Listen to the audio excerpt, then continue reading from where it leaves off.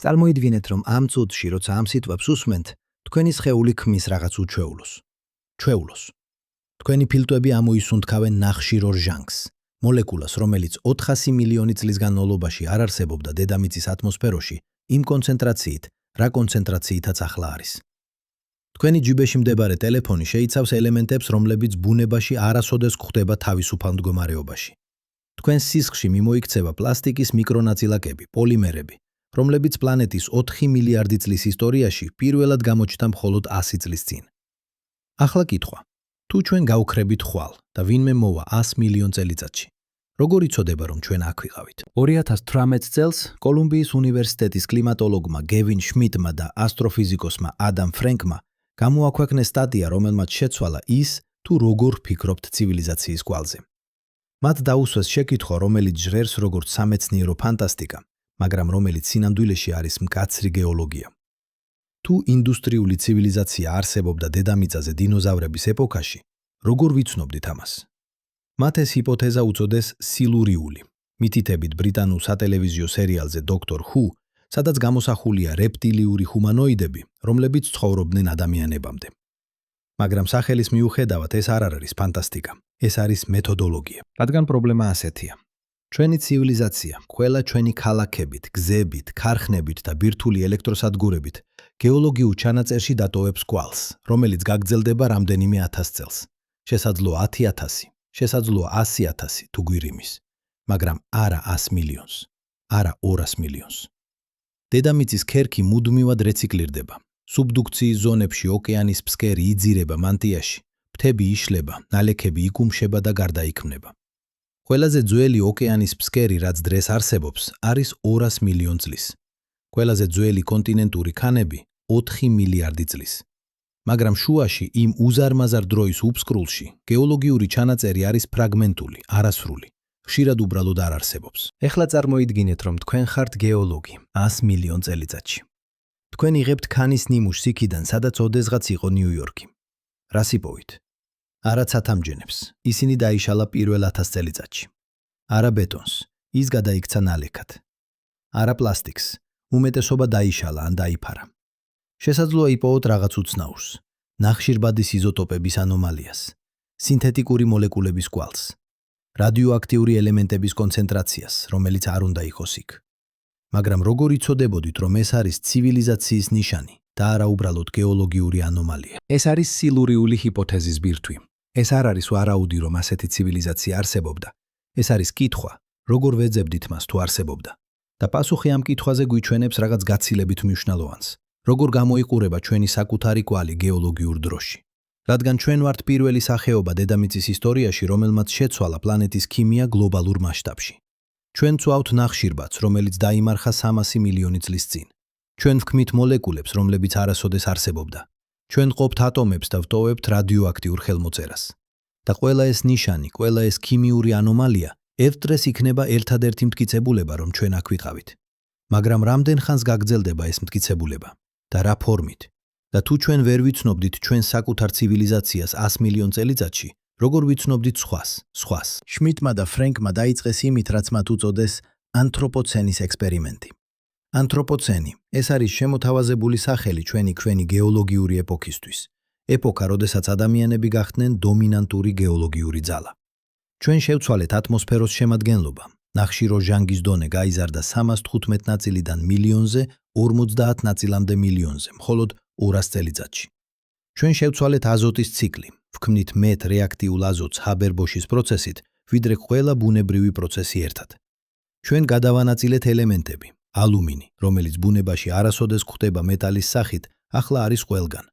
პლასტიკი, რომელიც არ არსებობდა 1950 წლამდე, ახლა არის ოკეანის ფსკერზე, მთების მწვერვალებზე, არქტიკულ ყინულში. მაგრამ რა დარჩება 100 მილიონ წელიწადში?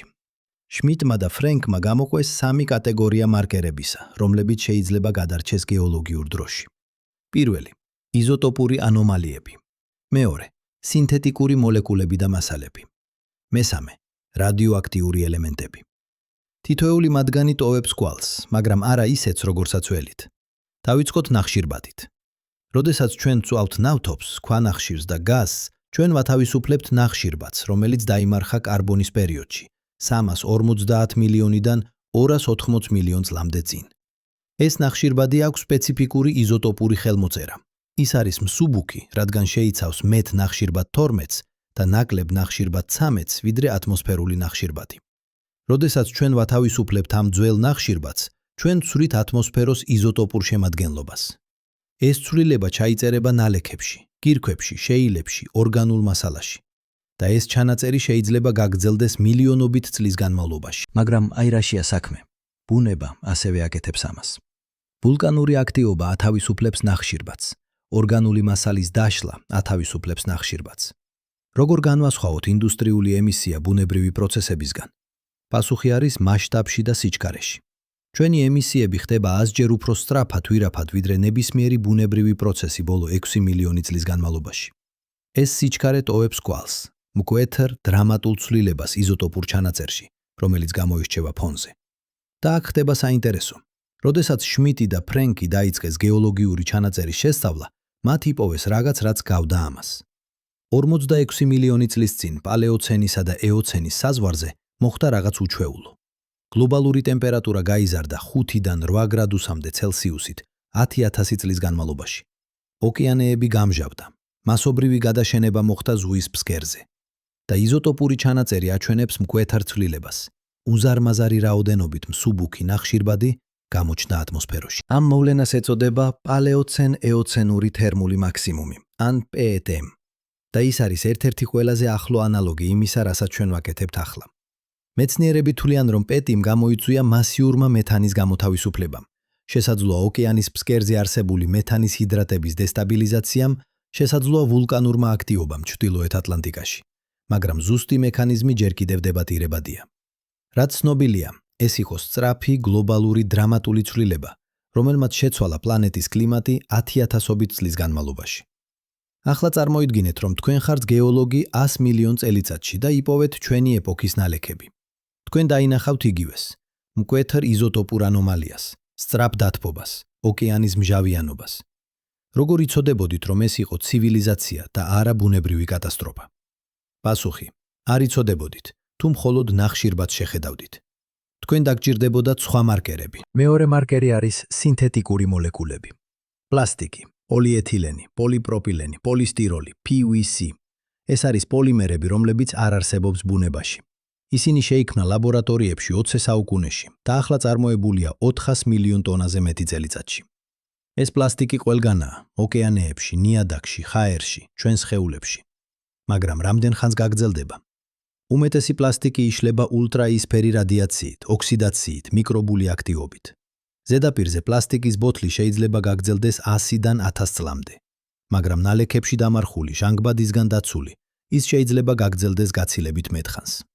პრობლემა არის ის, რომ პლასტიკი არ არის ქიმიურად სტაბილური გეოლოგიურ დროში. ის ნელა იშლება უფრო მარტივ მოლეკულებად. 100 მილიონ წელიწადში შესაძლოა არაფერი დარჩეს, მაგრამ არსებობს გამონაკლისები. ზოგიერთი სინთეტიკური მოლეკულა არის უფრო სტაბილური. მაგალითად, PCB-ები, პოლიკლორირებული ბიფენილები, რომლებიც გამოიყენებოდა ტრანსფორმატორებსა და კონდენსატორებში 20 საუკუნის შუა პერიოდში. ან DDT, პესტიციდი, რომელიც აკრძალულია უმეტეს ქვეყნებში, მაგრამ რომელიც ჯერ კიდევ არის გარემოში. ან პერფტორირებული ნაერთები, PFAS, რომლებსაც უწოდებენ სამუდამო ქიმიკატებს, რადგან ისინი არ იშლება. ეს მოლეკულები შეიძლება გაგრძელდეს მილიონობით წლის განმავლობაში. და შემდეგ არის პლასტიგლომერატები. 2014 წელს გეოლოგმა პატრიშია კორკორანმა ჰავაის კუნძულ კამილოზე აღმოაჩინა რაღაც უცნაური. ქანები, რომლებიც შედგებოდა დნობილი პლასტიკისგან, ვულკანური ქანისგან, ქვიშისგან და მარჯნის ფრაგმენტებისგან, ყველაფერი შერწყმული ერთად. ეს იყო ახალი ტიპის ქანი, შექმნილი ადამიანის აქტივობით, კოცონზე დაწვილი პლასტიკური ნარჩენების შედეგად. კორკორანმა უწოდა მას პლასტიგლომერატი. და ეს ქანი, ამ ჰიბრიდული ანთროპოგენული ფორმაცია, შეიძლება გაგრძელდეს გეოლოგიურ ჩანაწერში. მაგრამ კვლავ, როგორ იცნობდით მას? როგორ განასხვავებდით პლასტიგლომერატს ბუნებრივი ორგანული მასალისგან, რომელიც გარდაიქმნა და შეიკუმშა? პასუხი არის სპექტროსკოპიაში, ქიმიურ ანალიზში, რომელიც გამოავლენს მოლეკულურ სტრუქტურებს, რომლებიც არ შეიძლება იყოს ბუნებრივი. მაგრამ ეს მოითხოვს, რომ ვინმე ეძებდეს, ვინმე იცოდეს, რისი ძებნა სჭირდება. მესამე მარკერი არის რადიოაქტიური ელემენტები. 1945 წლის ივლისის 16-ს ნიუ-მექსიკოს უდაბნოში ადამიანებმა პირველად გაყვეს ატომი კონტროლირებად აფეთქებაში. ეს იყო ტრინიტის ტესტი, პირველი ბირთვული იარაღის გამოცდა. მას მოჰყვა ჰიროსიმა და ნაგასაკი. შემდეგ მოვიდა ცივი ომი და ბირთვული შეჯიბრი. 1945-დან 1920 წლამდე 6 ქვეყანა ჩაატარა 2400 ბირთვულ ტესტს. ატმოსფეროში, ოკეანეში, მიწის ქვეშ. ეს ტესტები გაანაწილა რადიოაქტიურ იზოტოპებს მთელ პლანეტაზე. პლუტონიუმ 229, რომელიც არ არსებობს ბუნებაში. ცეზიუმ 127, სტრონციუმ 90, ნახშირბად 14, გაზრდილ კონცენტრაციებში. ეს იზოტოპები ჩაიწერა ყინულის ბირთვებში, ხის რგოლებში, ნალექებში. ისინი არიან ყველგან, თქვენს ძვლებში, თქვენს კბილებში, თქვენს შვილების კბილებში. ისინი არიან გლობალური მარკერი, რომელიც აღნიშნავს ანთროპოცენის დაწყებას და ეს მარკერი გაგრძელდება. პლუტონიუმ 229-ს აქვს ნახევარდაშლის პერიოდი 24000 წელი. ეს ნიშნავს, რომ ნახევარი მისი რაოდენობისა დაიშლება 24000 წლის განმავლობაში, მაგრამ ნახევარი დარჩება. და შემდეგ ნახევარი იმისა, რაც დარჩა. 100 მილიონ წელიწადში კონცენტრაცია იქნება უკიდურესად დაბალი, მაგრამ არა ნული. და თუ ვინმე იცის სად უნდა ეძებოს, ნალექებში, რომლებიც შეესაბამება ჩვენს ეპოქას, ისინი იპოვიან ამ ანომალიას. მაგრამ არის კიდევ ერთი წყარო, რადიოაქტიური ელემენტებისა. ბირთვული ელექტროსადგურები. ახლა მუშაობს 424 რეაქტორი მსოფლიოში. თითოეული მათგანი აწარმოებს ნარჩენებს, გამოყენებულ საწვავს, რომელიც შეიცავს პლუტონიუმს, ამერიციუმს, კურიუმს, ნეპტუნიუმს. ეს ნარჩენები ინახება სპეციალურ საცავებში, ბეტონსა და ფოლადში. მაგრამ რა მოხდება 100 მილიონ წელიწადში? ბეტონი დაიშლება, ფოლადი დაჟანგდება, ნარჩენები გავრცელდება გარემოში. და აქ არის პარადოქსი. ბირთვული ნარჩენები, რომლებიც ჩვენთვის არის უდიდესი საფრთხე, შეიძლება იყოს ყველაზე მკაფიო მარკერი ჩვენი ცივილიზაციისა მომავალი გეოლოგებისთვის. რადგან ბუნება არ ქმნის რეაქტორებს, ბუნება არ აკონცენტრირებს პლუტონიუმს, ბუნება არ ტოვებს ურანის იზოტოპურ ხელმოწერას, რომელიც აჩვენებს გამდიდრებას. ეს ყველაფერი არის ხელოვნური, ეს ყველაფერი არის ტექნოლოგიური. მაგრამ აქ არის საინტერესო გამონაკლისი. 2 მილიარდი წლის წინ გაბონში, ოკლოში, ბუნებამ შექმნა ბირთვული რეაქტორი. ეს იყო ბუნებრივი ფენომენი, ურანის საბადო, სადაც ურანის კონცენტრაცია და წყლის არსებობა შექმნა პირობებს თვითმყოფადი ბირთვული რეაქციისთვის. რეაქტორი მუშაობდა რამდენიმე ასეული 1000 წლის განმავლობაში, შემდეგ გაქრა. მაგრამ კვალი დარჩა. იზოტოპური ანომალია, რომელიც აღმოაჩინეს 1972 წელს ფრანგმა ფიზიკოსებმა. ოკლოს რეაქტორი გვიჩვენებს, რომ ბუნება შეიძლება იყოს რთული. რომ არა ყველა რადიოაქტიური ანომალია არის ტექნოლოგიური. მაგრამ ის ასევე გვიჩვენებს, რომ ასეთი ანომალიები შეიძლება გაგრძელდეს მილიარდობით წლის განმავლობაში. რომ გეოლოგიური ჩანაწერი ინახავს ინფორმაციას, თუ იცით როგორ წაიკითხოთ ის. ეხლა დაუბრუნდეთ ძირითად კითხვას. როგორ ვიცნობდით ცირ? ვიცნობდით სილურიულ ცივილიზაციას თუ ის არსებობდა. შმიტი და ფრენკი შემოგთავაზეს მეთოდოლოგიას. ეძებეთ არა ნაგებობებს, არა ტექნოლოგიას, არა ქალაქებს. ეძებეთ ქიმიურ ანომალიებს. ეძებეთ იზოტოპურ ხელმოწერებს. ეძებეთ მასალებს, რომლებიც არ უნდა იყოს იქ. მაგრამ აქ არის პრობლემა. ჩვენ არ ვიცით, როგორ გამოიყურებოდა სხვა ცივილიზაცია. შესაძლოა მათ არ გამოიყენეს ნავთობი, შესაძლოა მათ ჰქონდათ სხვა ენერგიის წყარო. შესაძლოა მათ არ შექმნეს პლასტიკი, შესაძლოა მათ ჰქონდათ სხვა მასალები. შესაძლოა მათ არ გაყვეს ატომი, შესაძლოა მათ არასოდეს აღმოაჩინეს ბირთვული ფიზიკა. ან შესაძლოა მათი ცივილიზაცია იყო მოკლე, 10000 წელი, 100000 წელი და შემდეგ გაქრა, დატოვა მხოლოდ სუსტი კვალი. ან შესაძლოა ისინი იყვნენ უფრო ჭკვიანები ჩვენზე. შესაძლოა მათ იცოდნენ, როგორ ეცხოვრათ მდგრადად, როგორ ადაეტოვებინათ კვალი. შესაძლოა მათი ტექნოლოგია იყო ბიოლოგიური, არა მექანიკური. შესაძლოა ისინი გამოიყენებდნენ ორგანულ მასალებს, რომლებიც სულად იშლება.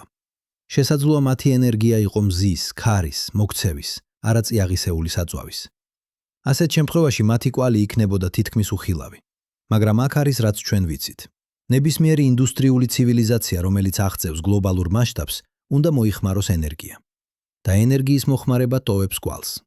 თუ ისინი წვავენ ნახშირბადს, ნახშირს, ნავთობს, გაზს, ხეს, ისინი ცვლიან ატმოსფეროს. თუ ისინი იყენებენ ბირთვულ ენერგიას, ისინი ტოვებენ რადიოაქტიურ ნარჩენებს. თუ ისინი იყენებენ ბზის ან ქარის ენერგიას, მათ ჯერ კიდევ სჭირდებათ მასალები, მეტალები, მინერალები, რომელთა მოპოვება და დამუშავება ტოვებს კვალს. და აქ არის კიდევ ერთი რამ. ნებისმიერი ცივილიზაცია, რომელიც აღწევს ჩვენს დონეს, სავარაუდოდ გაივლის იგივე ეტაპებს. ისინი დაიწყებენ ხის ცვით, შემდეგ გადავლენ ქვანახშირზე, შემდეგ ნავთობზე და გაზზე, შემდეგ შესაძლოა ბირთვულ ენერგიაზე, შემდეგ თუ გადარჩნენ, განახლებად ენერგიაზე. თითოეული ეს ეტაპი ტოვებს კვალს და ეს კვალები უნდა იყოს ჩანაწერში, თუ ვიცით სად უნდა ვეძებოთ. მაგრამ სად უნდა ვეძებოთ? გეოლოგიური ჩანაწერი არის უზარმაზარი, 4 მილიარდი 600 მილიონი წლის ისტორია და უმეტესი მისი არ არსებობს. ქანები იშლება, ნალექები გარდაიქმება, ოკეანის ფსკერი სუბდუცირდება. ყველაზე სრული ჩანაწერი არის ბოლო 600 მილიონ წელიწადში, ფანეროზოის ეონი, როდესაც მრავალუჯრედიანი სიცოცხლე გავრცელდა. მაგრამ თუნდაც აქ ჩანაწერი არის ფრაგმენტული. შმიდტი და ფრენკი შემოგთავაზეს, რომ ვიწყოთ ანომალიების ძებნით, პერიოდებით, როდესაც რაღაც უჩეულო მოხდა. სწრაფი კლიმატური ცვლილებები, მასობრივი გადაშენებები, იზოტოპური ექსკურსიები. და შემდეგ ვიკვლიოთ ეს პერიოდები უფრო დეტალურად, ვეძებოთ სხვა მარკერებს. PTM არის ერთი ესეთი პერიოდი, მაგრამ არსებობს სხვებიც. 241 მილიონი წლის წინ, პერმის პერიოდის ბოლოს, მოხდა უდიდესი მასობრივი გადაშენება დედამიწის ისტორიაში. დიდი მოკდომა. 86% ზღვის სახეობებისა და 70% ხმელეთის სახეობებისა გაქრა. მიზეზი სავარაუდოდ იყო მასიური ვულკანური ამოფრქვევების სიბირში, ტრაპების ფორმირება, რომელმაც გამოყო უზარმაზარი რაოდენობით ნახშირორჟანგი და გოგირდის დიოქსიდი. მაგრამ იზოტოპური ჩანაწერი აჩვენებს რაღაც უცნაურს, ნახშირბადის ციკლში ანომალიებს, რომლებიც ჯერ კიდევ არ არის სრულად გასაგები. შეიძლება ეს იყოს ბუნებრივი კატასტროფა? დიახ, სავარაუდოდ. მაგრამ შეიძლება ჩვენ ვეძებოთ არასწორ მარკერებს. შეიძლება სილურიული ცივილიზაცია გამოიყენებდა ტექნოლოგიას, რომელიც ჩვენთვის არ არის ცნობადი. ან აიღეთ 201 მილიონი წლის წინ, ტრიასის იურის საზღვარი. კიდევ ერთი მასობრივი გადაშენება, კიდევ ერთი კლიმატური კრიზისი. ან 66 მილიონი წლის წინ, კრეიდა პალეოგენის საზღვარი, როდესაც ასტეროიდმა მოკლა დინოზავრები. მაგრამ ასტეროიდის დარტყმამდე იყო ვულკანური აქტივობა ინდოეთში, დეკანის ტრაპები, იყო კლიმატური ცვლილებები, იყო იზოტოპური ანომალიები. თითოეული ეს მოვლენა შეიძლება იყოს ბუნებრივი, მაგრამ თითოეული მათგანი ასევე შეიძლება იყოს ნიღაბი, ფენა, რომელიც მალავს რაღაც სხვას. რადგან აქ არის რაც ჩვენს სწავლობთ ჩვენი საკუთარი ეპოქიდან. ცივილიზაციის კოლაფსი ხშირად ემთხვევა ბუნებრივ კატასტროფებს. გვალვა, წყალდიდობა, ვულკანური ამოფრქვევა, ური ამოფრქვევა. ეს ყველაფერი შეიძლება იყოს ტრიგერი. მაგრამ ძირითადი მიზეზი შეიძლება იყოს ცივილიზაციის საკუთარი არამდგრადობა. ეხლა წარმოიდგინეთ, რომ ჩვენ ვიპოვეთ რაღაც. წარმოიდგინეთ, რომ გეოლოგი 100 მილიონ წელიწადში იღებს ქანის ნიმუშს და პოულობს ანომალიას, იზოტოპურ ხელმოწერას, რომელიც გავს ჩვენს, სინთეტიკური მოლეკულების კვალს, რადიოაქტიური ელემენტების კონცენტრაციას. როგორ დაამტკიცებდნენ, რომ ეს იყო ცივილიზაცია? პასუხი არის კონვერგენციაში, მრავალი დამოუკიდებელი მარკერის ერთდროულად არსებობაში. თუ თქვენ პოულობთ მხოლოდ იზოტოპურ ანომალიას, ეს შეიძლება იყოს ვულკანური აქტივობა. თუ თქვენ პოულობთ მხოლოდ სინთეტიკურ მოლეკულებს, ეს შეიძლება იყოს უცნაური გეოქიმიური პროცესი. თუ თქვენ პოულობთ მხოლოდ რადიოაქტიურ ელემენტებს, ეს შეიძლება იყოს ბუნებრივი რეაქტორი, როგორც ოკლო. მაგრამ თუ თქვენ პოულობთ ყველა სამს ერთდროულად, იზოტოპურ ანომალიას, სინთეტიკურ მოლეკულებს, რადიოაქტიურ მოლეკულებს, რადიოაქტიურ ელემენტებს და ყველა ისინი კორელირებს ერთმანეთთან, ყველა ისინი ჩნდება იმავე გეოლოგიურ ფენაში, იმავე დროის პერიოდში, მაშინ ალბათობა იზრდება. და თუ თქვენ ასევე პოულობთ სხვა მარკერებს, მაგალითად მეტალების კონცენტრაციას, რომლებიც არ უნდა იყოს იქ, ან ნალექების სტრუქტურებს, რომლებიც გავს ურბანულ ფენებს, მაშინ ჰიპოთეზა ხდება უფრო დამაჯერებელი. მაგრამ აქ არის პრობლემა. ჩვენ ვეძებთ რაღაცას, რისი არსებობაც არ ვიცით. ჩვენ ვაშენებთ მეთოდოლოგიას რაღაცის საპოვნელად, რაც შეიძლება არასოდეს არსებობდა. ეს არის როგორც შმიდტმა და ფრენკმა თქვეს, ძებნა არარსებული ფენომენისთვის. მაგრამ ეს არ ნიშნავს, რომ ეს უსარგებლოა, რადგან პროცესში ჩვენ ვსწავლობთ რაღაც მნიშვნელოვანს. როგორ გამოიყურება ჩვენი საკუთარი კვალი, როგორ ჩაიწერება ჩვენი ცივილიზაცია გეოლოგიურ ჩანაწერში, რა დარჩება ჩვენგან 100 მილიონ წელიწადში. და ეს ცოდნა არის კრიტიკული, რადგან ის გვიჩვენებს ჩვენი ზემოქმედების მასშტაბს. ის გვიჩვენებს, რომ ჩვენ ვცვლით პლანეტას გზით, რომელიც გაგრძელდება გეოლოგიურ დროში. რომ ჩვენი არჩევანი ახლა, რას ვწვავთ, რას ვაწარმოებთ, როგორ ცხოვრობთ, დატოვებს კვალს, რომელიც იქნება ხილული მილიონობით წლის განმავლობაში. მაგრამ როგორ ზუსტად ვეძებთ? როგორ გადავაქციოთ თეორია პრაქტიკად. შმიდტმა და ფრენკმა შემოგთავაზეს არა მხოლოდ იდეა, არამედ კონკრეტული სამუშაო გეგმა. და ეს გეგმა იწყება იქ, სადაც ყველაზე მეტი ინფორმაციაა შენახული. ოკეანის ფსკერის ნალექებში. წარმოიდგინეთ, რომ თქვენ ხართ გემზე ატლანტიკის შუაგულში. თქვენ ეშვებით ბურღის ხელსაწყოს, გრძელ ღრუ მილს, რომელიც ჩაიძირება ოკეანის ფსკერში და ამოიღებს ნალექების ბირთვს. ეს ბირთვი არის დროის კაფსულა. თითოეული სანტიმეტრი წარმოადგენს 1000-ობით წელს, თითოეული მეტრი მილიონობით წელს. ნალექები ეცემა ნელა, მიკროსკოპული ორგანიზმების ჩონჩხები, ტვერი, ვულკანური ფერფლი, კოსმოსური ნაწილაკები, ფენა ფენაზე, წელიწადი წელიწადზე, ეპოქა ეპოქაზე. ახლა თქვენ იღებთ ამ ბირთვს ლაბორატორიაში. თქვენ ჭრით მას თხელ ნაჯრებად. თქვენ აანალიზებთ თითოეულ ფენას, ქიმიურ შემადგენლობას, იზოტოპურ თანაფარდობებს, მინერალურ სტრუქტურებს. და თქვენ ეძებთ ანომალიებს. არა დიდ დრამატულ ცვლილებებს, ისინი ადვილად შესამჩნევია. არამედ მცირე, სუბტილურ გადახრებს, რომლებიც არ უნდა იყოს იქ. მაგალითად, წარმოიდგინეთ, რომ თქვენ აანალიზებთ ნალექებს 46 მილიონი წლის წინანდელი პერიოდიდან, PET-ემის დრო. თქვენ ზომავთ ნახშირბადის იზოტოპებს, ნახშირბად 12-ისა და ნახშირბად 13-ის თანაფარდობას. და თქვენ ხედავთ რაღაც უჩვეულოს. თანაფარდობა იცვლება მკვეთრად, სწრაფად, დრამატულად. სუბუქი ნახშირბადის რაოდენობა იზრდება. ეს ნიშნავს, რომ უზარმაზარი რაოდენობით ორგანული ნახშირბადი, ძველი, დამარხული ნახშირბადი, გამოთავისუფლდა ატმოსფეროში. მაგრამ აქ არის კრიტიკული დეტალი – სიჩქარე. PET-ემის დროს იზოტოპური ცვლილება მოხდა 10,000 წლის განმავლობაში. ეს არის სწრაფი გეოლოგიური თვალსაზრისით, მაგრამ ნელი, ადამიანური თვალსაზრისით. ჩვენი ცივილიზაცია ცვლის ატმოსფეროს 200 წელიწადში, 50 ჯერ უფრო სწრაფად. ეს განსხვავება უნდა იყოს ხილული ნალექებში, თუ გარჩევადობა საკმარისია. და აქ იწყება ტექნიკური გამოწვევა. ოკეანის ფსკერის ნალექები იკუმშება დროთა განმავლობაში. ძველი ფენები არის უფრო მჭიდრო, უფრო შეკუმშული. 46 მილიონი წლის წინანდელი ნალექები შეიძლება იყოს შეკუმშული ისე, რომ 1 სანტიმეტრი წარმოადგენს 5000 წელს. ეს ნიშნავს, რომ 200 წლის ცივილიზაცია იქნება წარმოდგენილი 9 მილიმეტრით. 9 მილიმეტრი. ეს არის თმის სისქე. როგორ აანალიზებთ 9 მილიმეტრს ნალექისა? როგორ გამოყოფთ იზოტოპურ სიგნალს, რომელიც შეიძლება იყოს დადამარხული ფონურ ხმაურში? პასუხი არის ახალ ტექნოლოგიებში, მაღალი გარჩევადობის მას სპექტრომეტრიაში, ლაზერულ აბლაციაში, ნანომასშტაბის ანალიზში. ეს ტექნოლოგიები საშუალებას გვაძლევს ვიხილოთ ქიმიური ცვლილებები მიკრონულ დონეზე, ვიპოვოთ სიგნალები, რომლებიც 10 წლის წინ იქნებოდა უხილავი. მაგრამ ნალექები არ არის ერთადერთი არქივი. არსებობს სხვა ადგილები, სადაც დრო ინახება უფრო სრულად, უფრო დეტალურად.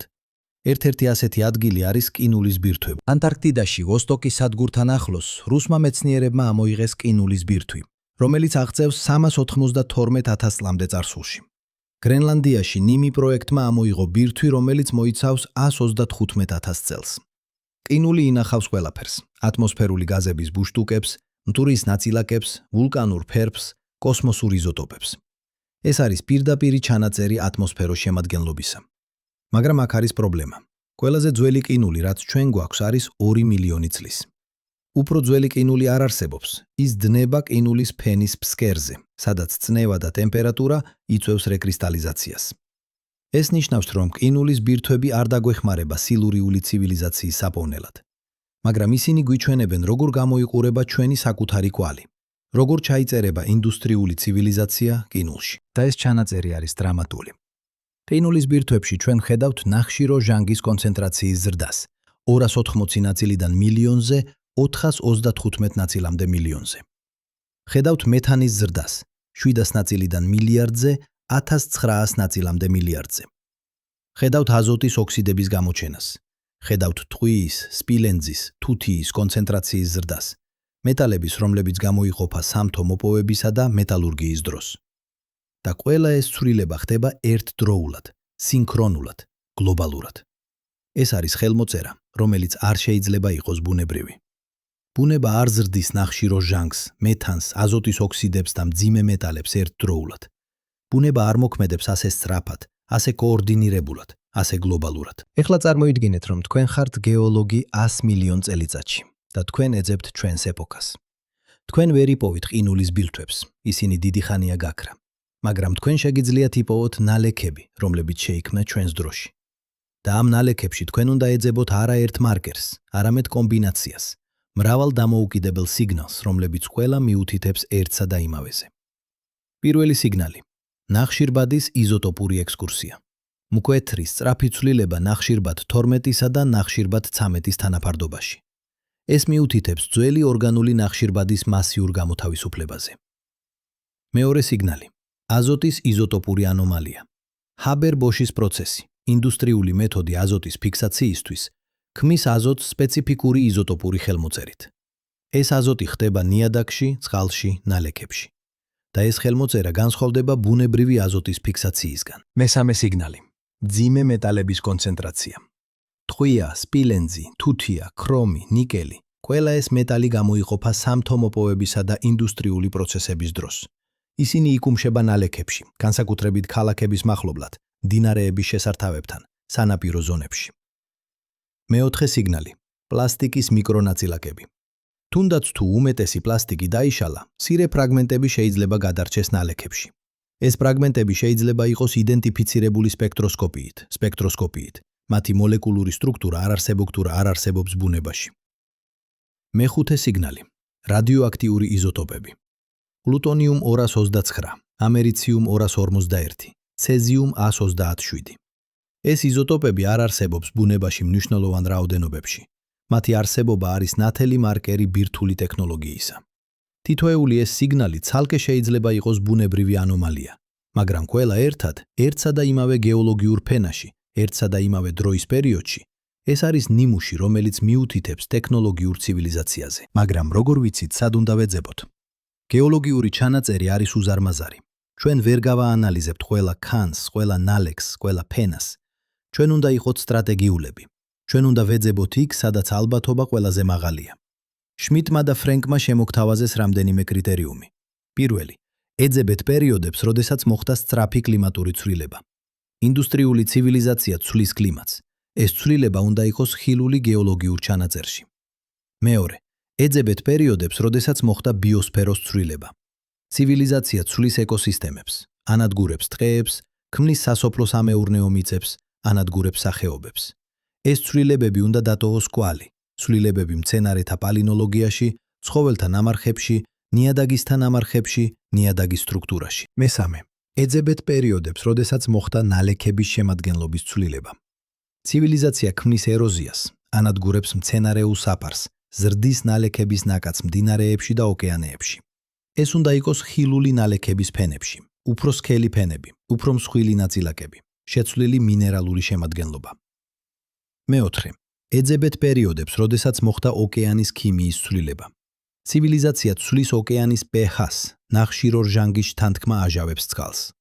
ეს მჟავიანობა ანადგურებს კირქვის ჩონჩხებს, ცვლის ნალექების შემადგენლობას, ტოვებს კვალს იზოტოპურ ჩანაწერში. ყველა ეს კრიტერიუმი ერთად ქმნის პროფილს, ნიმუშს, რომელიც უნდა იყოს ხილული, თუ ინდუსტრიული ცივილიზაცია არსებობდა. და ეს პროფილი არის ძიების ინსტრუმენტი. ჩვენ შეგვიძლია გამოვიყენოთ ის, რათა გავფილტროთ გეოლოგიური ჩანაწერი, ვიპოვოთ პერიოდები, რომლებიც ემთხვევა ამ პროფილს. და აქ ხდება რაღაც საინტერესო. როდესაც ჩვენ ვიყენებთ ამ კრიტერიუმებს, ჩვენ ვიპოვით არა ერთ, არამედ რამდენიმე პერიოდს დედამიწის ისტორიაში, რომლებიც აჩვენებენ მსგავს ნიმუშებს. PTM არის ერთ-ერთი, მაგრამ არსებობს სხვებიც. 251 მილიონი წლის წინ, პერმის ტრიასის საზღვარი. სწრაფი დათბობა, ოკეანის მჟავიანობა, მასობრივი გადაშენება.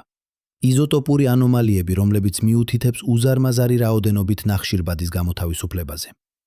201 მილიონი წლის წინ, ტრიასის იურის საზღვარი. კვლავ სწრაფი დათბობა, კვლავ მასობრივი გადაშენება, კვლავ იზოტოპური ანომალიები. 163 მილიონი წლის წინ, იურის პერიოდის შუაში. ოკეანური ანოქსიური მოვლენა, პერიოდი, როდესაც ოკეანის ღრმა წყლები დაკარგეს ჰაერი, გახდნენ ანოქსიური. ეს მოვლენა დაკავშირებულია ვულკანურ აქტივობასთან, მაგრამ იზოტოპური ჩანაწერი აჩვენებს რაღაც უცნაურს, ნახშირბადის ციკლში ცვლილებებს, რომლებიც არ არის სრულად გასაგები. თითოეული ეს მოვლენა აქვს ბუნებრივი ახსნა, ვულკანური აქტივობა, ასტეროიდის დარტყმა, ოკეანური ცირკულაციის ცვლილება. მაგრამ თითოეული მათგანი ასევე აჩვენებს ნიმუშს, რომელიც გავს იმას, რასაც ჩვენ ველით ინდუსტრიული ცივილიზაციისგან. ეს არ ნიშნავს, რომ ეს მოვლენები იყო ცივილიზაციები. სავარაუდოდ არ იყვნენ. მაგრამ ეს ნიშნავს, რომ ბუნება შეიძლება იმიტირებდეს ცივილიზაციის ხელმოწერას, რომ გეოლოგიური პროცესები შეიძლება შექმნან ანომალიებს, რომლებიც გავს ტექნოლოგიურ მარკერებს და ეს ართულებს ძებნას. როგორ განვასხვაოთ ბუნებრივი კატასტროფა ცივილიზაციის კოლაფსისგან?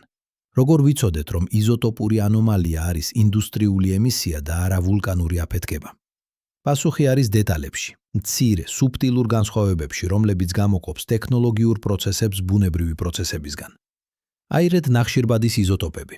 როდესაც ვულკანი ამოფრქვევს, ის ათავისუფლებს ნახშირბადს მანტიიდან. ეს ნახშირბადი აქვს სპეციფიკური იზოტოპური ხელმოწერა. ის არის მძიმე, რადგან შეიცავს მეტ ნახშირბადს ცამეტს. როდესაც ჩვენ ვწვავთ ნავთობს, ჩვენ ვათავისუფლებთ ნახშირბადს, რომელიც დაიმარხა ძველ ორგანულ მასალაში. ეს ნახშირბადი არის მსუბუქი, ნაკლები ნახშირბად-ცამეტი. ეს განსხვავება უნდა იყოს ხილული იზოტოპურ ჩანაწერში, მაგრამ აქ არის პრობლემა. ზოგიერთი ვულკანური აქტივობა ასევე ათავისუფლებს მსუბუქ ნახშირბადს. მაგალითად, როდესაც მაგმა გადის ნახშირბადის მდიდარი ნალექების გავლით და აორთქლებს ორგანულ მასალას, ეს მოხდა პერმის ტრიასის საზღვარზე, როდესაც სიბირის ტრაპები გადიოდნენ ქვანახშირის საბადოების გავლით. შედეგი იყო მასიური მსუბუქი ნახშირბადის გამოთავისუფლება, ზუსტად ისეთი, როგორიც იქნებოდა ინდუსტრიული ცივილიზაციისგან. ასე რომ, იზოტოპური ხელმოწერა მარტო არ არის საკმარისი. ჩვენ გვჭირდება დამატებითი მარკერები და აქ შემოდის სინთეტიკური მოლეკულების როლი. პლასტიკი, PCB-ები, PFAS. ეს მოლეკულები არ შეიძლება შეიქმნას ვულკანური აქტივობით. ისინი არ შეიძლება შეიქმნას ასტეროიდის დართვით.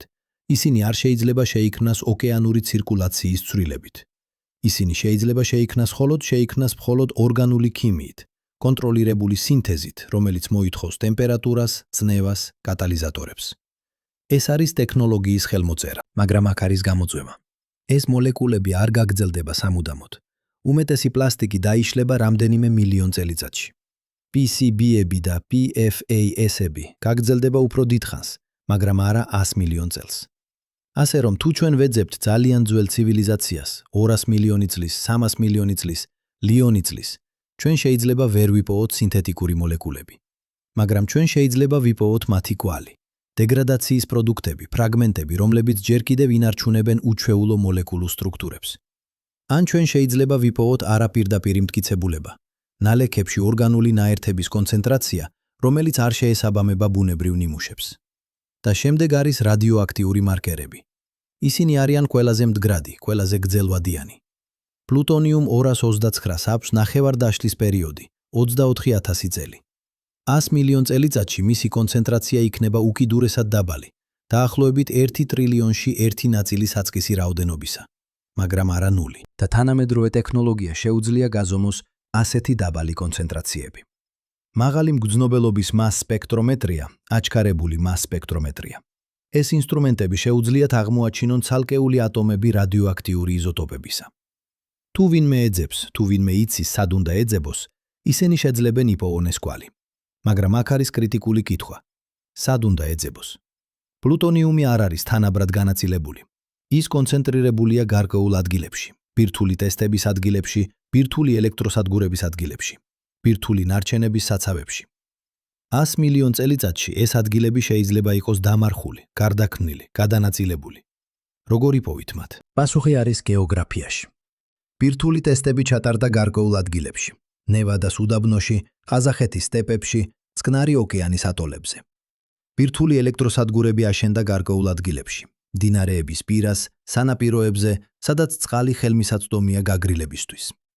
ეს ადგილები უნდა იყოს იდენტიფიცირებული გეოლოგიურ ჩანაწერში, არა ზუსტი კოორდინატებით, არამედ გეოლოგიური კონტექსტით. მაგალითად, წარმოიდგინეთ, რომ თქვენ ხართ გეოლოგი 100 მილიონ წელიწადში და თქვენ იღებთ ნალექების ნიმუშს იქიდან, სადაც ოდესღაც იყო ნევადას უდაბნო. თქვენ აანალიზებთ ამ ნიმუშს და პოულობთ პლუტონიუმ 229-ს კვალს.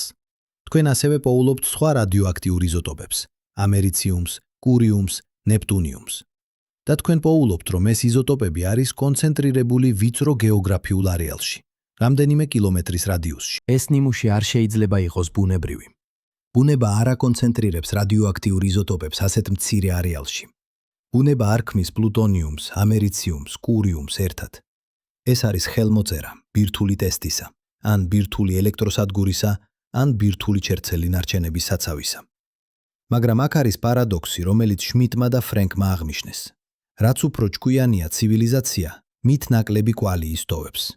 თუ ცივილიზაცია სწავლობს ცხოვრებას მდგრადად, იყენებს განახლებად ენერგიას, რეციკლირებს მასალებს, ამცირებს ნარჩენებს, მისი გეოლოგიური კვალი იქნება უფრო სუსტი, უფრო ძნელად შესამჩნევი. ეს არის მდგრადობის პარადოქსი. ჩვენი ცივილიზაცია, რომელიც არის არამდგრადი, რომელიც წვავს წიაღისეულ საწვავს თავს და ქმნის ნარჩენებს, დატოვებს ნათელ დრამატულ კვალს გეოლოგიურ ჩანაწერში.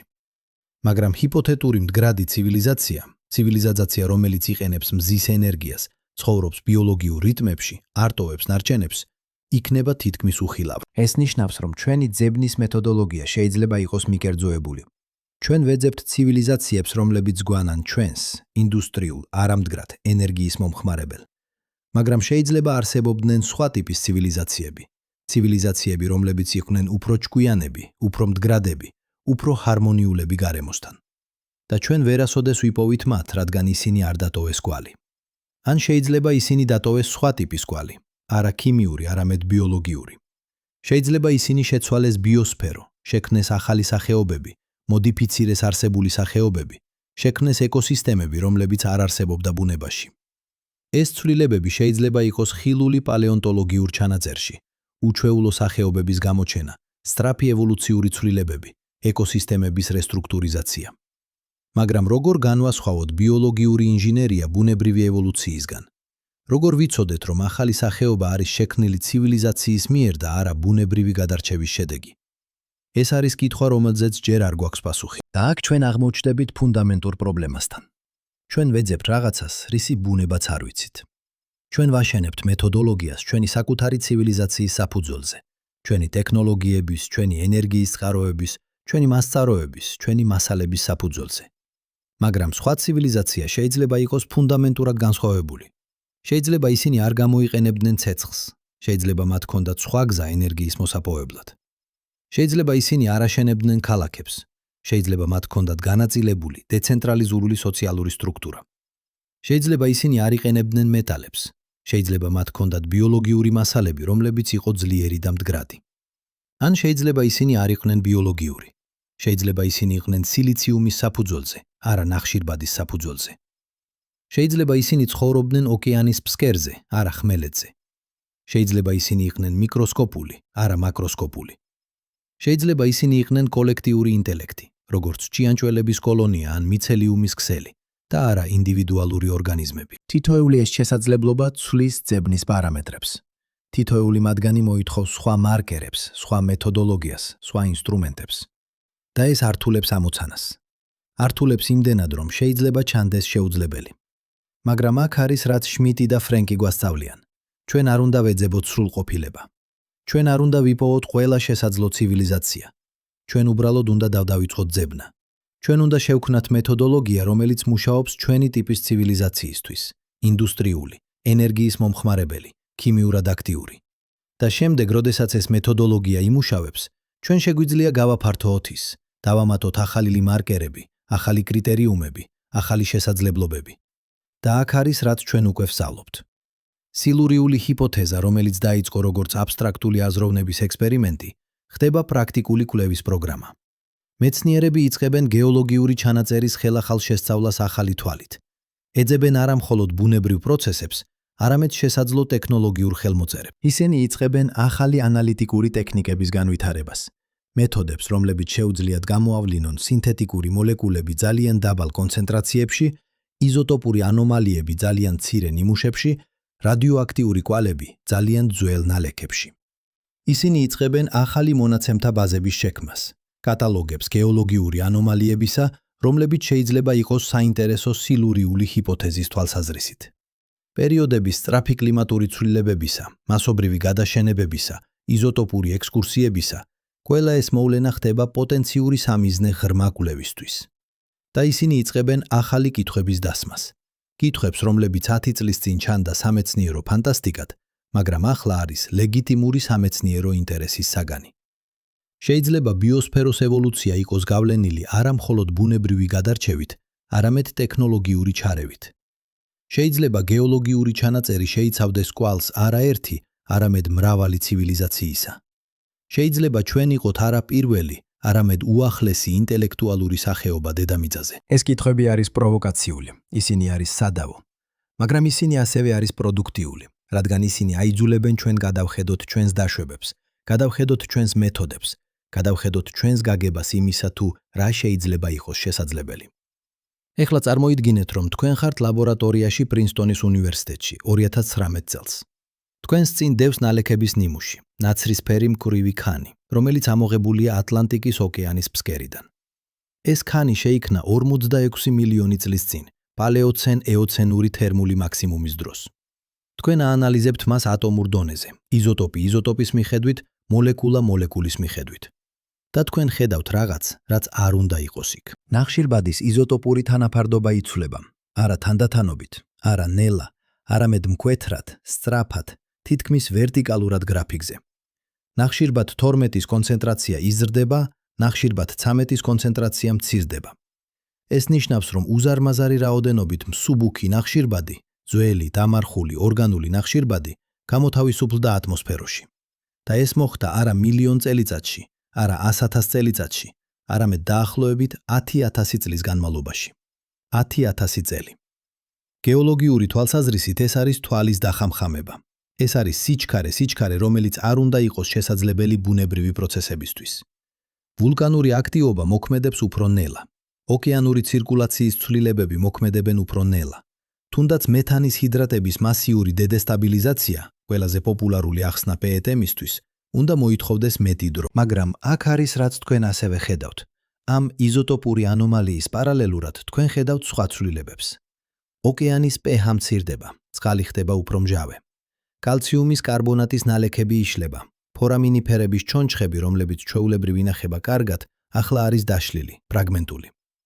ნალექების შემადგენლობა იცვლება, მეტი თიხა, ნაკლები კირქვა. და ყველაზე საინტერესო, თქვენ ხედავთ ბარიუმის კონცენტრაციის ზრდას. ბარიუმი, ელემენტი, რომელიც ჩვეულებრივ არის იშვიათი ოკეანის ნალექებში.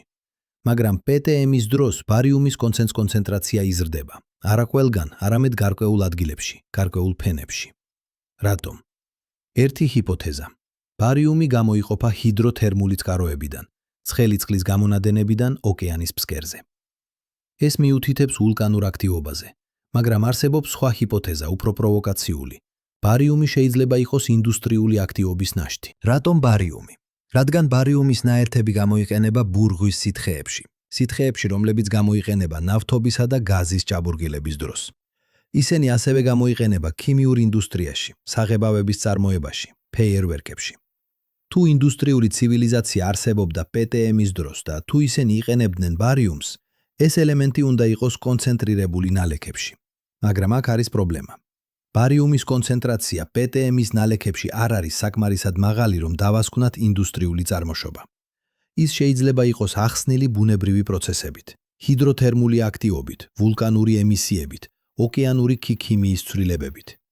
ასე რომ ბარიუმი მარტო არ არის მტკიცებულება, მაგრამ ის არის ინდიკატორი, ნიშანი, რომ რაღაც უჩვეულო ხდებოდა. ეხლა დავამატოთ კიდევ ერთი ფენა. 2021 წელს გეოქიმიკოსთა ჯგუფმა უნივერსიტეტ კოლეჯ ლონდონიდან გამოაქვეყნა კვლევა, რომელიც აანალიზებდა PTM-ის ნალექებს ახალი მეთოდით, ორგანული მოლეკულების მაღალი გარჩევადობის მას სპექტრომეტრიით. ისინი ეძებდნენ ბიომარკერებს, მოლეკულებს, რომლებიც წარმოიქმნება ცოცხალი ორგანიზმების მიერ და ინახება ნალექებში. და ისინი იპოვეს რაღაც უცნაური. ნორმალურად ბიომარკერები აჩვენებენ თანმიმდევრულ ნიმუშს, გარკვეული ტიპის მოლეკულები, გარკვეული ტიპის ორგანიზმებისგან. მაგალითად, ალკენონები, მოლეკულები, რომლებიც წარმოიქმნება გარკვეული ტიპის ფიტოპლანქტონის მიერ, ან ჰოპანოიდები, მოლეკულები, რომლებიც წარმოიქმნება ბაქტერიების მიერ. მაგრამ PTM-ის ნალექებში ბიომარკერების ნიმუში იყო არეული, ქაოტური, არაჩვეულებრივი. ერთი ახსნა. ეკოსისტემა იყო სტრესის ქვეშ. სწრაფი დათბობა, ოკეანის მჟავიანობა, ჟანგბადის დონის შემცირება. ყველა ეს ფაქტორი იწვევდა ბიოსფეროს რადიკალურ რესტრუქტურიზაციას. სახეობები, რომლებიც ჩვეულებრივ დომინირებდნენ, გაქრნენ. ახალი სახეობები, რომლებიც ჩვეულებრივ იყვნენ იშვიათი, გახდნენ დომინანტური. შედეგი იყო ბიომარკერების ნიმუში, რომელიც არ გავდა არაფერს, რაც ოდესმე ნანახი იყო. მაგრამ არსებობს სხვა ახსნა, უფრო სპეკულატიური. ბიომარკერების ნიმუში შეიძლება ასახავდეს არა მხოლოდ ბუნებრივ ეკოსისტემას, არამედ ხელოვნურად მოდიფიცირებულ ეკოსისტემას. თუ ცივილიზაცია არსებობდა PTM-ის დროს და თუ ისინი ეწეოდნენ სოფლის მეურნეობას ან რაიმე ანალოგიურს, ისინი შეცვლიდნენ ბიოსფეროს. ისინი შექმნიდნენ ახალ სახეობებს, მოდიფიცირებდნენ არსებულ სახეობებს, შექმნიდნენ ეკოსისტემებს, რომლებიც არ არსებობდა ბუნებაში. ეს ცვლილებები დატოვებდა კვალს ბიომარკერებში. არა პირდაპირ, არა აშკარად, არამედ არაპირდაპირ, სუბტილურად. უჩვეულო მოლეკულებების კომბინაციები, არაჩვეულებრივი იზოტოპური ხელმოწერები. ნიმუშები, რომლებიც არ ჯდება ბუნებრივ კატეგორიებში. მაგრამ აქ არის კრიტიკული კითხვა. როგორ განვასხვაოთ ეკოსისტემა სტრესის ქვეშ ხელოვნურად მოდიფიცირებული ეკოსისტემისგან? როგორ ვიცოდეთ, რომ უჩვეულო ბიომარკერები არის ტექნოლოგიის ნიშანი და არა უბრალოდ ბუნებრივი ქაოსი? პასუხი არის სტატისტიკაში. თუ თქვენ აანალიზებთ ათობით, ასობით, ათასობით ნიმუშს, სხვადასხვა ადგილებიდან, სხვადასხვა დროის პერიოდებიდან, თქვენ შეგიძლიათ შექმნათ ბაზისური ხაზი. თქვენ შეგიძლიათ ნახოთ, როგორ გამოიყურება ნორმალური ეკოსისტემა, როგორ გამოიყურება ეკოსისტემა სტრესის ქვეშ და როგორ გამოიყურება რაღაც, რაც არ ჯდება არც ერთ კატეგორიაში. და აქ არის რაც ჩვენ ვსწავლობთ. პეტი არის საზღვარზე. ის აჩვენებს ნიმუშებს, რომლებიც არის ნაწილობრივ ბუნებრივი, ნაწილობრივ ჩვეული. ის არის არც ნათლად ტექნოლოგიური, არც ნათლად ბუნებრივი. ის არის ორაზროვანი, ამბიგიური. მაგრამ ახლა წარმოიდგინეთ, რომ ჩვენ გადავდივართ სხვა მოვლენაზე. მოვლენაზე, რომელიც არის ნაკლებად ცნობილი, მაგრამ შესაძლოა უფრო საინტერესო. 163 მილიონი წლის წინ, იურის პერიოდის შუაში მოხდა რაღაც, რასაც მეცნიერები უწოდებენ ტოარციულ ოკეანურ ანოქსიურ მოვლენას, ან TOAE. ოკეანური ანოქსიური მოვლენა ეს არის პერიოდი, როდესაც ოკეანის ღრმა წყლები კარგავენ ჟანგბადს, ხდებიან ანოქსიურები. ეს ხდება, როდესაც ოკეანის ცირკულაცია ნელდება, როდესაც ზედაპირული წყლები ხდება ძალიან თბილი და ძალიან მსუბუქი, რათა ჩაძირონ და შეურიონ ღრმა წყლებს. შედეგი, ღრმა წყლები ხდებიან სტაგნანტური, ჟანგბადი ამოიწურება და ცხოველები, რომლებიც ცხოვრობენ იქ, გვდებიან. TOAE იყო ერთ-ერთი ყველაზე ინტენსიური ესეთი მოვლენა ფანეროზოის ეონში. ის გაგრძელდა დაახლოებით 500.000 წელს. გლობალური ტემპერატურა გაიზარდა 5-დან 7 გრადუსამდე ცელსიუსით. ოკეანის უდიდესი ნაწილი გახდა ანოქსიური. მასობრივი გადაშენება მოხდა, განსაკუთრებით ზღვის ფსკერზე. მაგრამ აქ არის რაც საინტერესოა. TOAE-ს აქვს იზოტოპური ხელმოწერა, რომელიც ძალიან გავს PETM-ს. ნახშირბადის იზოტოპური ექსკურსია მკვეთრი ცვლილება მსუბუქი ნახშირბადის მიმართულებით. ეს მიუთითებს მასიურ ორგანული ნახშირბადის გამოთავისუფლებაზე, მაგრამ წყარო არის გაურკვეველი. ერთი ჰიპოთეზა. ვულკანური აქტივობა სამხრეთ აფრიკაში, კარუ-ფერარის ტრაპების ფორმირება. ეს იყო მასიური ბაზალტის ამოფრქვევები, რომლებმაც გამოკვეს უზარმაზარი რაოდენობით ნახშირორჟანგი და გოგირდის დიოქსიდი. მაგრამ დროის მიმდევრობა არ არის სრულყოფილი. ვულკანური აქტივობა დაიწყო TOAE-მდე და გაგრძელდა TOAE-ის შემდეგ. მეორე ჰიპოთეზა. მეთანის ჰიდრატების დესტაბილიზაცია. ოკეანის ფსკერზე, დაბალ ტემპერატურებსა და მაღალ წნევებში, მეთანი ყინავს წყლიმოოს წყლის მოლეკულებთან ერთად, ქმნის ყინულის მსგავს სტრუქტურას, მეთანის ჰიდრატს. ეს ჰიდრატები არის სტაბილური, სანამ ტემპერატურა და წნევა რჩება მუდმივი. მაგრამ თუ ოკეანე თბება, ჰიდრატები იშლება, მეთანი გამოთავისუფლდება. მეთანი არის ძლიერი სათბური გაზი, 30-ჯერ უფრო ძლიერი ვიდრე ნახშირორჟანგი. როდესაც ის გამოთავისუფლდება ატმოსფეროში, ის იწვევს დათბობას. ეს დათბობა იწვევს მეტი ჰიდრატების დაშლას. ეს იწვევს მეტ დათბობას.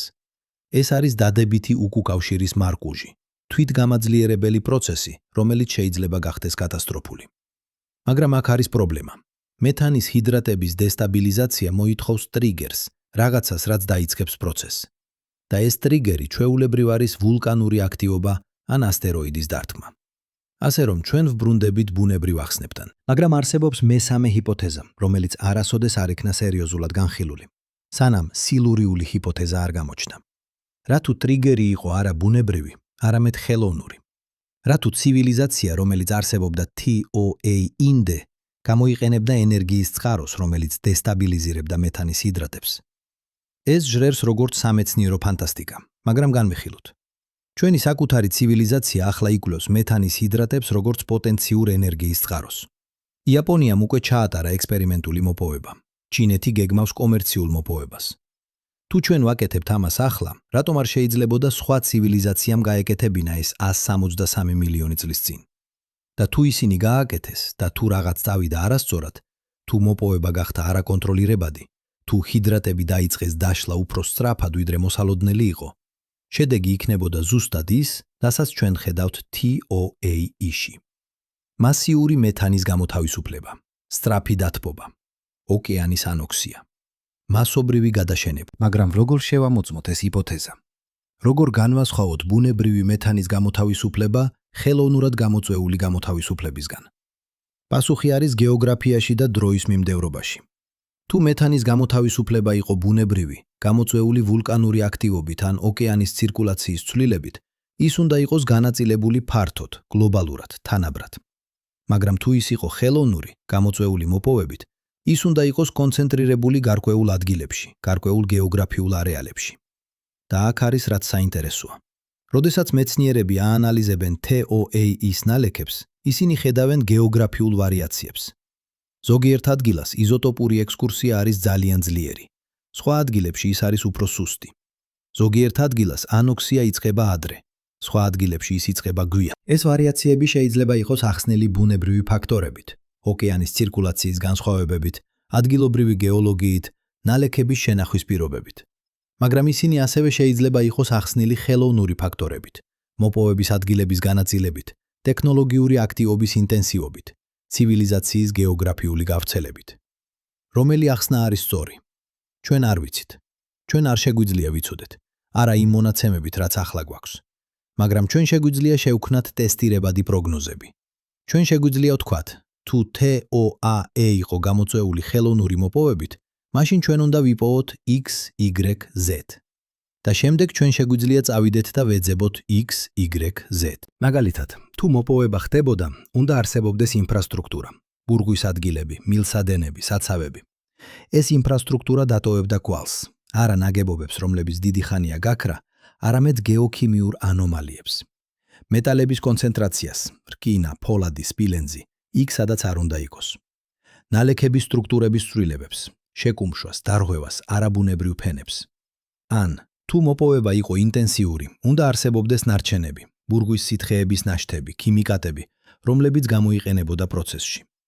ეს ნარჩენები დატოვებდნენ ქიმიურ ხელმოწერას, სპეციფიკურ მოლეკულებს, იზოტოპურ ანომალიებს, ელემენტურ კონცენტრაციებს. ან, თუ ცივილიზაცია არსებობდა, უნდა არსებობდეს სხვა მარკერები, არა მხოლოდ მეთანის მოპოვებასთან დაკავშირებული, არამედ ზოგადი ინდუსტრიული აქტივობის. ნახშირბადის ემისიები სხვა წყაროებიდან, სინთეტიკური მოლეკულები, რადიოაქტიური იზოტოპები, ბიოსფეროს ცვლილებები. თითოეული ეს პროგნოზი არის ტესტირებადი. თითოეული მათგანი შეიძლება იყოს შემოწმებული ემპირიულად, არა ფილოსოფიური არგუმენტებით, არა თეორიული მსჯელობით, არამედ კონკრეტული გეოლოგიური მონაცემებით. და აქ იწყება რეალური მუშაობა. 2022 წელს საერთაშორისო ჯგუფი გეოლოგებისა, ბრიტანეთიდან, გერმანიიდან, იაპონიიდან დაიწყო პროექტი სახელწოდებით TOEMPIRIU. მათი მიზანი: ამოიღონ ახალი ნალექების ბირთვები იურის პერიოდის ფენებიდან, არა ზედაპირული ნიმუშები, რომლებიც შეიძლება იყოს დაბინძურებული ან დეგრადირებული, არამედ ღრმა ბირთვები, ამოღებული ოკეანის ფსკერიდან ან კონტინენტური ბურღვით. ეს ბირთვები იქნება გაანალიზებული უმაღლესი გარჩევადობით, ათობით ახალი ტექნიკით, რომლებიც არ არსებობდა 10 წლის წინ. ნანო მასშტაბის იზოტოპური ანალიზი, ორგანული მოლეკულების მას სპექტრომეტრია, რენტგენის ფლუორესცენცია მიკრონულ დონეზე, ლაზერული აბლაცია ატომურ დონეზე. და ისინი ეძებენ არაერთ მარკერს, არამედ კონკომბინაციას, ნიმუშს, რომელიც გამოყოფს ბუნებრივ პროცესებს ტექნოლოგიური პროცესებისგანისგან. თუ ისინი იპოვიან ამ ნიმუშს, თუ ისინი იპოვიან იზოტოპურ ანომალიებს, სინთეტიკურ მოლეკულებს, რადიოაქტიურ კვალს, ბიომარკერების უჩვეულო კომბინაციებს, ყველა ერთსა და იმავე გეოლოგიურ ფენაში, მაშინ ჰიპოთეზა გახდება უფრო ძლიერი. მაგრამ თუ ისინი არ იპოვიან ამ ნიმუშს, თუ ყველა მარკერი შეიძლება იყოს ახსნილი ბუნებრივი პროცესებით, მაშინ TOAE დარჩება ბუნებრივი კატასტროფა. არანაკლებად საინტერესო, არანაკლებად მნიშვნელოვანი, მაგრამ არა ცივილიზაციის კვალი. და ეს არის მეცნიერების სილამაზე. ის არ ეშინია უარყოფის. ის არ ეშინია იმის, რომ ჰიპოთეზა შეიძლება იყოს არასწორი. რადგან თუნდაც თუ TOAE არ არის სილურიული ცივილიზაცია, პროცესი, ძებნა, ანალიზი, ტესტირება გვასწავლის რაღაცა ზღირებულს. ის გვასწავლის როგორ ვეძებოთ. ის გვასწავლის რა მარკერები მუშაობს და რომლები არა. ის გვასწავლის როგორ განვასხვავოთ ბუნებრივი ტექნოლოგიურისგან. ეხლა წარმოიდგინეთ, რომ ჩვენ გადავდივართ კიდევ უფრო უკან დროში. 241 მილიონი წლის წინ, პერმის ტრიასის საზღვარზე. ეს არის დიდი მოკდომა, უდიდესი მასობრივი გადაშენება დედამიწის ისტორიაში. 86% ზღვის სახეობებისა და 70% ხმელეთის სახეობებისა ბისაგაქრა. ბიოსფერო თითქმის კოლაფსირდა. დედამიწას დასჭირდა 10 მილიონი წელი, რომ ავდგომოდა. მიზეზი სავარაუდოდ იყო სიბირის ტრაპები, უზარმაზარი ბაზალტის ამოფრქვევები, რომლებმაც გაფარეს 7 მილიონი კვადრატული კილომეტრი. ეს ამოფრქვევები გაგრძელდა დაახლოებით 1 მილიონი წელი. ისინი გამოკვეს უზარმაზარი რაოდენობით ნახშირ ორჟანგს, გოგირდის დიოქსიდს, ჰალოგენებს. ისინი გაიარეს ქვანახშირის საბადოების გავლით და აორთქლეს ორგანულ მასალას. გამოყვეს კიდევ მეტი ნახშირ ორჟანგი. შედეგი იყო კატასტროფული. გლობალური ტემპერატურა გაიზარდა 10-დან 15 გრადუსამდე ცელსიუსით. ოკეანეები გახდნენ მჟავე, ანოქსიური, შესაძლოა თუნდაც ტოქსიკური, სავსე ჰიდროგენის სულფიდით. ხმელეთზე ტყეები გაქრა, ნიადაგები დაიშალა, მდინარეები გახდნენ ეროზიული ნაკადები. მაგრამ აქ არის რაც უცნაურია. პერმის ტრიასის საზღვარზე ჩვენ ხედავთ არა მხოლოდ ვულკანურ მარკერებს, არამედ სხვა ანომალიებს. ანომალიებს, რომლებიც არ არის სრულად გასაგები. პირველი, ნახშირბადის იზოტოპური ექსკურსია არის უფრო ძლიერი, ვიდრე მოსალოდნელი იყო მხოლოდ ვულკანური აქტივობიდან. მსუბუქი ნახშირბადის რაოდენობა არის ძალიან მაღალი. ისე მაღალი, რომ ზოგიერთი მეცნიერი ვარაუდობს, რომ უნდა არსებობდეს დამატებითი წყარო, არა მხოლოდ ვულკანური ემისიები და ქვანახშირის წვა. მეორე, ნიკელის კონცენტრაცია ნალექებში არის უჩვეულოდ მაღალი. ნიკელი არის ელემენტი, რომელიც ჩვეულებრივ არის იშვიათი ნალექებში, მაგრამ რომელიც არის მდიდარი ბაზალტურ მაგმაში. ასე რომ ნიკელის კონცენტრაცია არის მტკიცებულება ვულკანური აქტივობისა. მაგრამ კონცენტრაცია არის ისე მაღალი, რომ ზოგიერთი მეცნიერი ვარაუდობს, რომ შეიძლება არსებობდეს დამატებითი წყარო. შესაძლოა მეტეორიტული დარტყმა, შესაძლოა ჰიდროთერმული აქტივობა. მესამე, ნალექებში არის ფენები, რომლებიც შეიცავს უჩვეულო მინერალებს. მინერალებს, რომლებიც ჩვეულებრივ არ ყალიბდება ნორმალურ პირობებში. მაგალითად ბარიტი, ბარიუმის სულფატი, კონცენტრირებული ფენებში, ან ფლუორიდი, კალციუმის ფტორიდი, იქ სადაც არ უნდა იყოს. თითოეული ეს ანომალია შეიძლება იყოს ახსნილი ბუნებრივი პროცესებით, მაგრამ ერთად ისინი ქმნიან ნიმუშს, რომელიც არის უჩვეულო, არაჩვეულებრივი, ამბიგიური. და აქ არის სადაც სილურიული ჰიპოთეზა ხდება პროვოკაციული. რატო პერმის ტრიასის კატასტროფა არ იყო მხოლოდ ბუნებრივი? რატო ის იყო კომბინაცია, ბუნებრივი კატასტროფა, გაძლიერებული ხელოვნური ფაქტორებით? წარმოიდგინეთ სცენარი. ცივილიზაცია არსებობს პერმის პერიოდის ბოლოს. ისინი არიან ინდუსტრიული ენერგიის მომხმარებელი, გლობალურად გავრცელებული. ისინი წვავენ წიაღისეულ საწვავს. შესაძლოა ქვანახშირს, შესაძლოა ნავთობს, შესაძლოა რაღაც სხვას. ისინი ცვლიან ატმოსფეროს, ცვლიან კლიმატს, ცვლიან ბიოსფეროს. შემდეგ სიბირის ტრაპები იწლებენ ამოფრქვევას. ეს არის ბუნებრივი მოვლენა, გეოლოგიური პროცესი, რომელიც არ არის დაკავშირებული ცივილიზაციასთან. მაგრამ ამოფრქვევები ხდება იმ დროს, როდესაც ატმოსფერო უკვე არის დატვირთული ნახშირ ორჟანგით ინდუსტრიული ემისიებიდან. ოკეანეები უკვე არის დათბობილი, მჟავე, სტრესის ქვეშ. ვულკანური ემისიები ემატება ინდუსტრიულ ემისიებს. ტემპერატურა იზრდება უფრო სწრაფად. ოკეანეები ხდებიან უფრო მჟავე. მეთანის ჰიდრატები იწყებენ დაშლას. დადებითი უკუკავშირის მარკუჟი ხდება არაკონტროლირებადი. ცივილიზაცია ცდილობს რეაგირებას. ისინი ამცირებენ ემისიებს. ისინი ცდილობენ გეოინჟინერიას. შესაძლოა აეროზოლების ინექცია სტრატოსფეროში. შესაძლოა ოკეანის განოყიერებას. შესაძლოა რაღაც სხვას. მაგრამ ძალიან გვიანაა. პროცესი უკვე დაიწყო. კატასტროფა უკვე მოძრაობაშია. და შედეგი არის ის, რასაც ჩვენ ხედავთ გეოლოგიურ ჩანაწერში. კომბინირებული სიგნალი. ნაწილობრივ ბუნებრივი, ნაწილობრივ ხელოვნური. ვულკანური მარკერები, ნიკელი, ბაზალტური ფენები, გოგირდის იზოტოპები. ინდუსტრიული მარკერები, ნახშირბადის იზოტოპური ექსკურსია, სინთეტიკური მოლეკულები, რადიოაქტიური კვალი. გეოინჟინერიის მარკერები, უჩვეულო მინერალები, ქიმიური ანომალიები, ბიომარკერების არაბუნებრივი ნიმუშები. ეს სცენარი არის სპეკულატიური, ის არის ჰიპოთეტური, მაგრამ ის არის ტესტირებადი. თუ ეს სცენარი არის სწორი, მაშინ ჩვენ უნდა ვიპოვოთ სპეციფიკური მარკერები. მარკერები, რომლებიც არ შეიძლება იყოს ახსნილი მხოლოდ ბუნებრივი პროცესებით. მაგალითად, თუ გეოინჟინერია ხდებოდა, უნდა არსებობდეს აეროზოლების კვალი. სულფატების, ნიტრატების ან სხვა ნაერთების კონცენტრაცია ატმოსფერულ ფენებში. ეს კონცენტრაცია უნდა იყოს უჩვეულოდ მაღალი, უჩვეულოდ განაწილებული, უჩვეულოდ სინქრონიზებული გლობალურად. ან თუ ოკეანის განოկიერება ხდებოდა, რკინის ან აზოტის დამატება ოკეანეში ფიტოპლანქტონის ზრდის სტიმულირებისთვის. უნდა არსებობდეს ბიომარკერების ნიმუში, რომელიც არ ჯდება ბუნებრივ კატეგორიებში. უჩვეულოდ მაღალი პროდუქტიულობა გარკვეულ ადგილებში. უჩვეულოდ სწრაფი სახეობების ცვლილება. უჩვეულოდ სინქრონიზებული ბიოსფეროს რესტრუქტურიზაცია. თითოეული ეს პროგნოზი შეიძლება იყოს შემოწმებული.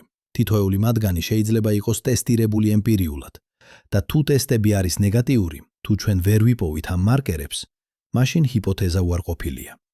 პერმის ტრიასის კატასტროფა რჩება ბუნებრივი. მაგრამ თუ ტესტები არის პოზიტიური, თუ ჩვენ ვიპოვით ამ მარკერებს, მაშინ ჩვენ გვაქვს რაღაც უკიდურესად მნიშვნელოვანი. ჩვენ გვაქვს მტკიცებულება, რომ ცივილიზაცია არსებობდა 241 მილიონი წლის წინ. ჩვენ გვაქვს მტკიცებულება, რომ ისინი იყვნენ საკმარისად განვითარებული, რომ შეეცადათ გეოინჟინერია. და ჩვენ გვაქვს მტკიცებულება, რომ ისინი ვერ შეძლეს, რომ მათი ცივილიზაცია კოლაფსირდა, დატოვა მხოლოდ სუსტი კვალი გეოლოგიურ ჩანაწერში. და აქ არის რაც ყველაზე საშინელია სილურიულ ჰიპოთეზაში. ეს არ არის კითხვა იმის შესახებ, არსებობდა თუ არა ძველი ცივილიზაციები. ეს არის კითხვა იმის შესახებ, რა ხდება ცივილიზაციებთან, რომლებიც ცვლიან თავიანთ პლანეტას ძალიან სწრაფად, ძალიან ინტენსიურად, ძალიან გლობალურად. PTM გაგრძელდა 10,000 წელი. TOAS-ი გაგრძელდა 500,000 წელი. პერმის ტრიასის კატასტროფა გაგრძელდა 1 მილიონი წელი. თითოეული ეს მოვლენა იყო კატასტროფული ბიოსფეროსთვის. თითოეული მათგანი გამოიწვია მასობრივი გადაშენება. თითოეული მათგანი შეცვალა პლანეტა ფუნდამენტურად. და თუ ეს მოვლენები იყო ნაწილობრივ გამოწვეული ცივილიზაციებით, თუ ისინი იყო შედეგი ინდუსტრიული აქტივობისა, ენერგიის მოხმარებისა, გარემოს მოდიფიკაციისა, მაშინ ეს ნიშნავს, რომ ცივილიზაციები შეიძლება იყოს თვითდესტრუქციული. რომ ტექნოლოგიური პროგრესი შეიძლება იყოს არა გადარჩენის გარანტია, არამედ ეგზისტენციური რისკი. ჩვენი საკუთარი ცივილიზაცია ახლა აღწევს კრიტიკულ წერტილს. ჩვენ ვცვლით ატმოსფეროს უფრო სწრაფად, ვიდრე ნებისმიერი ბუნებრივი პროცესი ბოლო 6 მილიონი წლის განმავლობაში. ჩვენ ვცვლით ბიოსფეროს, ანადგურებთ სახეობებს, ქმნით ახალ ეკოსისტემებს, მოდიფიცირებთ გენეტიკურ კოდს. ჩვენ ვცვლით გეოქიმიურ ციკლებს, ნახშირბადის, აზოტის, ფოსფორის, გოგირდის, ოსფორის, გოგირდის და ყველა ეს ცვლილება ხდება ერთდროულად, სინქრონულად, გლობალურად. ჩვენ ვქმნით ნიმუშს, რომელიც ჩაიწერება გეოლოგიურ ჩანაწერში. ნიმუშს, რომელიც იქნება ხილული მილიონობით წლის განმავლობაში. მაგრამ კითხვა არის, რა ნიმუში იქნება ეს? იქნება ეს ნიმუში წარმატებული ცივილიზაციისა, რომელმაც ისწავლა ცხოვრება მდგრადად, ჰარმონიულად, გრძელვადიანად? თუ იქნება ეს ნიმუში ჩავარდნილი ცივილიზაციისა, რომელმაც შეცვალა თავისი პლანეტა ძალიან სწრაფად, ძალიან ინტენსიურად და შემდეგ გაქრა, დატოვა მხოლოდ ქიმიური ანომალიების კვალი. სილურიული ჰიპოთეზა გვაძლევს ინსტრუმენტს ამ კითხვის დასასმელად. ის გვაძლევს მეთოდოლოგიას ძებნისთვის, არა მხოლოდ ძველი ცივილიზაციებისთვის, არამედ ჩვენი საკუთარი მომავლისთვის. რადგან თუ ჩვენ ვიპოვით, რომ ძველი ცივილიზაციები არსებობდნენ და კოლაფსირდნენ, ეს იქნება გაფრთხილება, ეს იქნება გაკვეთილება, გაკვეთილი. ეს იქნება სარკე, რომელშიც ჩვენ ხედავთ ჩვენს საკუთარ მომავალს. მოდით ახლა ვისაუბროთ იმაზე, რაზეც ჩვენ არ ვსაუბრობთ.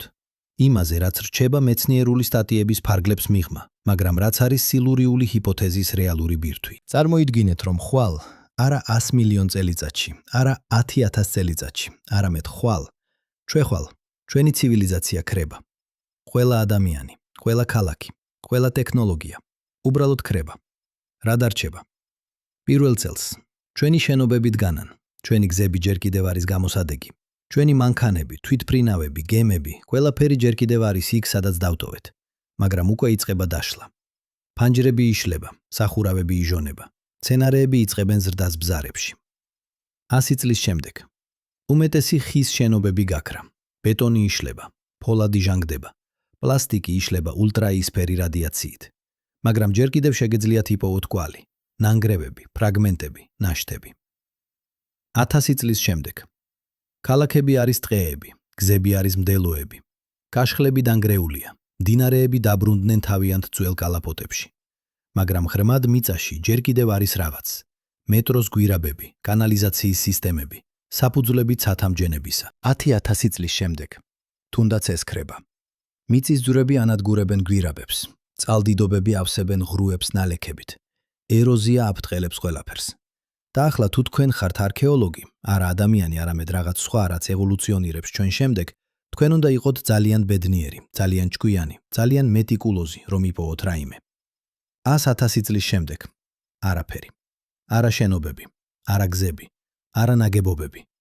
მხოლოდ გეოქიმიური ანომალიები, იზოტოპური ხელმოწერები, ქიმიური კონცენტრაციები, რადიოაქტიური კვალი. და ეს ანომალიები არის ისე სუსტი, ისე ფრაგმენტული, ისე ადვილად დასაბნევი ბუნებრივ ვარიაციებთან, რომ თქვენ შეიძლება გაიაროთ მათ გვერდით და არასოდეს შეამჩნიოთ.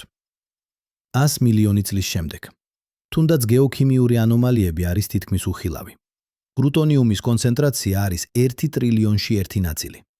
პლასტიკის მოლეკულები დაშლილია უფრო მარტივ ნაერთებად. ნახშირბადის იზოტოპური სიგნალი არის დამარხული ფონურ ხმაურში. და აქ არის კითხვა, რომელიც შმიტმა და ფრენკმა არასოდეს დასვეს პირდაპირ, მაგრამ რომელიც არის მათი ნაშრომის ფარული ბირთვი.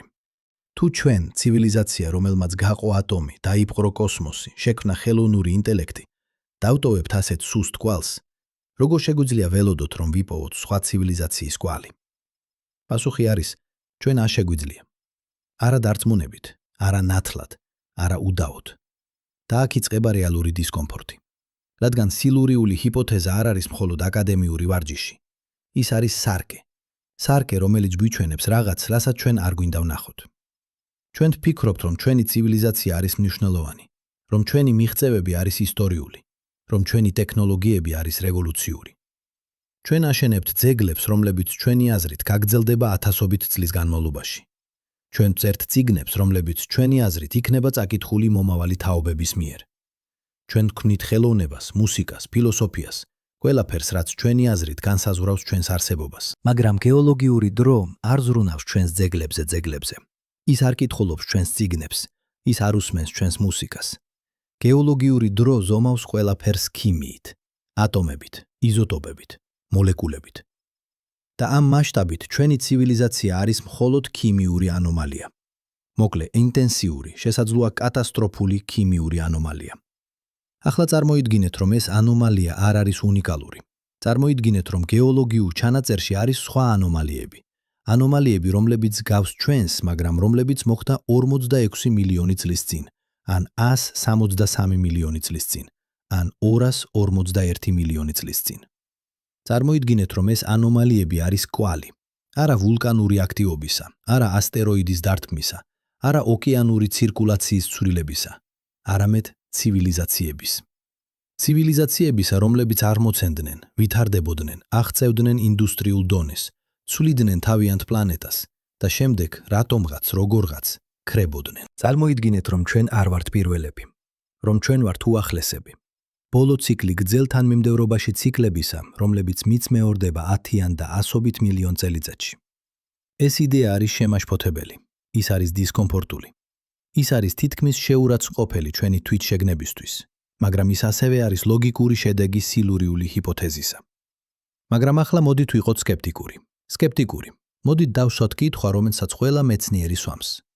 სად არის მტკიცებულება? ჩვენ გვაქვს PETM, პალეოცენ-ეოცენური თერმული მაქსიმუმი. ჩვენ ხედავთ იზოტოპურ ანომალიას, სწრაფ დათბობას, ოკეანის მჟავიანობას, მაგრამ ჩვენ ასევე გვაქვს ბუნებრივი ახსნა, მეთანის ჰიდრატების დესტაბილიზაცია, შესაძლოა გამოწვეული ვულკანური აქტივობით ჩრდილოეთ ატლანტიკაში. ჩვენ გვაქვს TOAE, ტოარციული ოკეანური ანოქსიური მოვლენა. ჩვენ ხედავთ იგივე ნიმუშს, იზოტოპური ექსკურსია, დათბობა, ანოქსია. მაგრამ ჩვენ ასევე გვაქვს ბუნებრივი ახსნა, კარუფერარის ტრაპები, ვულკანური ემისიები, მეთანის გამოთავისუფლება. ჩვენ გვაქვს პერმის ტრიასის საზღვარი, დიდი მოკდომა. ჩვენ ხედავთ კატასტროფულ ნიმუშს, მასობრივი გადაშენება, გლობალური დათბობა, ბიოსფეროს კოლაფსი. მაგრამ ჩვენ ასევე გვაქვს ბუნებრივი ახსნა, სიბირის ტრაპები, უზარმაზარი ბაზალტის ამოფრქვევები, ქვანახშირის საბადოების წვა. თითოეულ ამ მოვლენას აქვს ბუნებრივი ახსნა. თითოეული მათგანი შეიძლება იყოს გასაგები გეოლოგიური პროცესების ფარგლებში. პროცესებისა, რომლებიც არ მოითხოვს ცივილიზაციებს, არ მოითხოვს ტექნოლოგიას, არ მოითხოვს ინტელექტს. ასე რომ, სად არის მტკიცებულება ცივილიზაციებისა? სად არის სიგნალი, რომელიც არ შეიძლება იყოს ახსნილი ბუნებრივად? პასუხი, რომელსაც შმიდტი და ფრენკი გვთავაზობენ, არის პატიოსანი და დამამცირებელი. ჩვენ არ ვიცით. ჩვენ არ შეგვიძლია ვიცოდეთ, არა იმ მონაცემებით, რაც ახლა გვაქვს, არა იმ ტექნოლოგიებით, რაც ახლა გვაქვს, არა იმ მეთოდოლოგიით, რაც ახლა გვაქვს. შესაძლოა პეტი იყო მხოლოდ ბუნებრივი მოვლენა. შესაძლოა TOA იყო მხოლოდ ვულკანური კატასტროფა. შესაძლოა პერმის ტრიასის საზღვარი იყო მხოლოდ გეოლოგიური უბედურება. მაგრამ ასევე შესაძლოა, მხოლოდ შესაძლოა, ისინი იყვნენ რაღაც მეტი. შესაძლოა ისინი იყვნენ კომბინაცია, ბუნებრივი პროცესები გაძლიერებული ხელოვნური ფაქტორებით.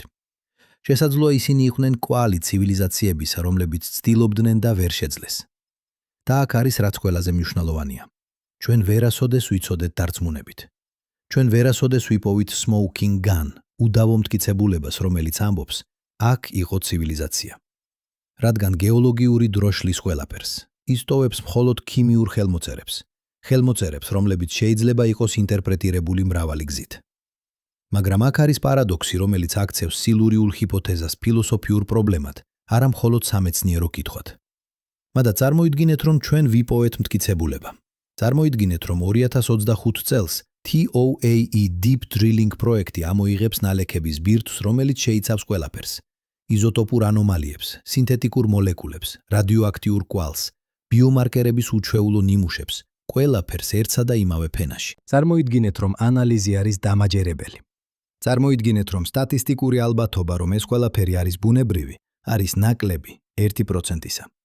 წარმოიდგინეთ, რომ სამეცნიერო საზოგადოება, ნელა, სკეპტიკურად, რელუქტანტურად იწყებს მიღებას იდეისა, რომ ცივილიზაცია არსებობდა 163 მილიონი წლის წინ. რა შეიცვლება? პასუხი არის: არაფერი და ყველაფერი. არაფერი, რადგან ეს ცივილიზაცია გაქრა. ისინი დატოვეს მხოლოდ ქიმიური კვალი. ჩვენ ვერასოდეს ვიცოდეთ, როგორ გამოიყურებოდნენ. ჩვენ ვერასოდეს ვიცოდეთ, როგორ ფიქრობდნენ. ჩვენ ვერასოდეს ვიცოდეთ, რა იყო მათი ხელოვნება, მათი მუსიკა, მათი ფილოსოფია. ჩვენ ვიცოდეთ მხოლოდ, რომ ისინი არსებობდნენ, რომ ისინი იყვნენ ინდუსტრიული და რომ ისინი გაქრნენ. მაგრამ ყველაფერი, რადგან ეს შეცვლის ჩვენს გაგებას იმისა, თუ რა ნიშნავს იყო ცივილიზაცია. ეს შეცვლის ჩვენს გაგებას იმისა, თუ რამდენად უნიკალური ვართ. ეს შეცვლის ჩვენს გაგებას იმისა, თუ რა არის ჩვენი ადგილი დედამიწის ისტორიაში. რადგან ახლა ჩვენ ფიქრობთ, რომ ჩვენ ვართ პირველები. პირველი სახეობა, რომელმაც შექმნა ტექნოლოგია, პირველი სახეობა, რომელმაც შეცვალა პლანეტა, პირველი სახეობა, რომელმაც დასვა კითხვები ჩვენი არსებობის შესახებ. მაგრამ თუ ჩვენ არ ვართ პირველები, თუ ჩვენ ვართ მხოლოდ უახლესები, მაშინ ეს ნიშნავს, რომ ინტელექტი, ტექნოლოგია, ცივილიზაცია არ არის უნიკალური. ეს ნიშნავს, რომ ისინი არის ნიმუში, რომელიც მეორდება, როდესაც პირობები არის შესაფერისი. და თუ ეს ნიმუში მეორდება, მაშინ ჩვენ შეგვიძლია ვისწავლოთ მისგან. ჩვენ შეგვიძლია ვიკითხოთ, რატომ გაქრნენ წინა ცივილიზაციები? რა გააკეთეს ისინი არასწორად? რა შეგვიძლია ჩვენ გავაკეთოთ განსხვავებულად? და აქ ჩვენ მივდივართ ყველაზე დისკომფორტულ ტერიტორიაზე. რადგან თუ ჩვენ ვუყურებთ გეოლოგიურ ჩანაწესს, თუ ჩვენ ვუყურებთ PTM-ს, TOA-ს, პერმის ტრიასის საზღვარს, ჩვენ ვხედავთ ნიმუშს. თითოეული ეს მოვლენა იწყება სწრაფი ცვლილებით. იზოტოპური ექსკურსია, დათბობა, ატმოსფეროს შემადგენლობის ცვლილება. შემდეგ მოდის კრიზისი, ოკეანის მჟავიანობა, ანოქსია, მასობრივი გადაშენება. შემდეგ მოდის აღდგენა, ნელი, გრძელი, მტკივნეული აღდგენა, რომელიც გრძელდება 10,000-ობით ან 100,000 წლის განმავლობაში. ეს ნიმუში გავს იმას, რასაც ჩვენ ველით ცივილიზაციის კოლაფსისგან. სწრაფი ზრდა, ინდუსტრიალიზაცია, ენერგიის მოხმარება, გარემოს მოდიფიკაცია. შემდეგ კრიზისი, რესურსების ამოწურვა, ეკოლოგიური დეგრადაცია, კლიმატური ცვლილება. შემდეგ კოლაფსი, სოციალური დეზინტეგრაცია, პოპულაციის შემცირება, ტექნოლოგიური რეგრესი.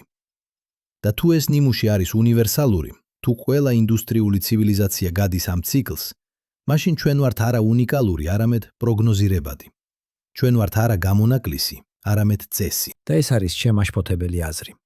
რადგან ეს ნიშნავს, რომ ჩვენი მომავალი შეიძლება არ იყოს ღია, რომ ჩვენი არჩევანი შეიძლება არ იყოს თავისუფალი, რომ ჩვენ შეიძლება ვიყოთ ფოთჩაკეტილი ტრაექტორიაზე, რომელიც მთავრდება კოლაფსით, გადაშენებით, ქიმიური ანომალიით გეოლოგიურ ჩანაწესში.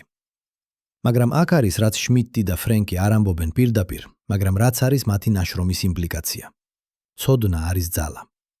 თუ ჩვენ ვიცით ნიმუში, ჩვენ შეგვიძლია შევცვალოთ ის. თუ ჩვენ ვიცით, რომ წინა ცივილიზაციები კოლაფსირდნენ, ჩვენ შეგვიძლია ვისწავლოთ მათი შეცდომებიდან. თუ ჩვენ ვიცით, რომ ინდუსტრიალიზაცია იწვევს გარემოს კრიზისს, ჩვენ შეგვიძლია ვიპოვოთ სხვა გზა. მაგრამ ეს მოითხოვს რაღაცას, რაც ძალიან ძნელია ცივილიზაციებისთვის. ეს მოითხოვს თვითშეზღუდვას. ეს მოითხოვს გრძელვადიან აზროვნებას. ეს მოითხოვს უარს ვთქვათ მოკლევადიან სარგებელზე გრძელვადიანი გადარჩენის სასარგებლოდ. და აქ არის რეალური ტესტი სილურიული ჰიპოთეზისა.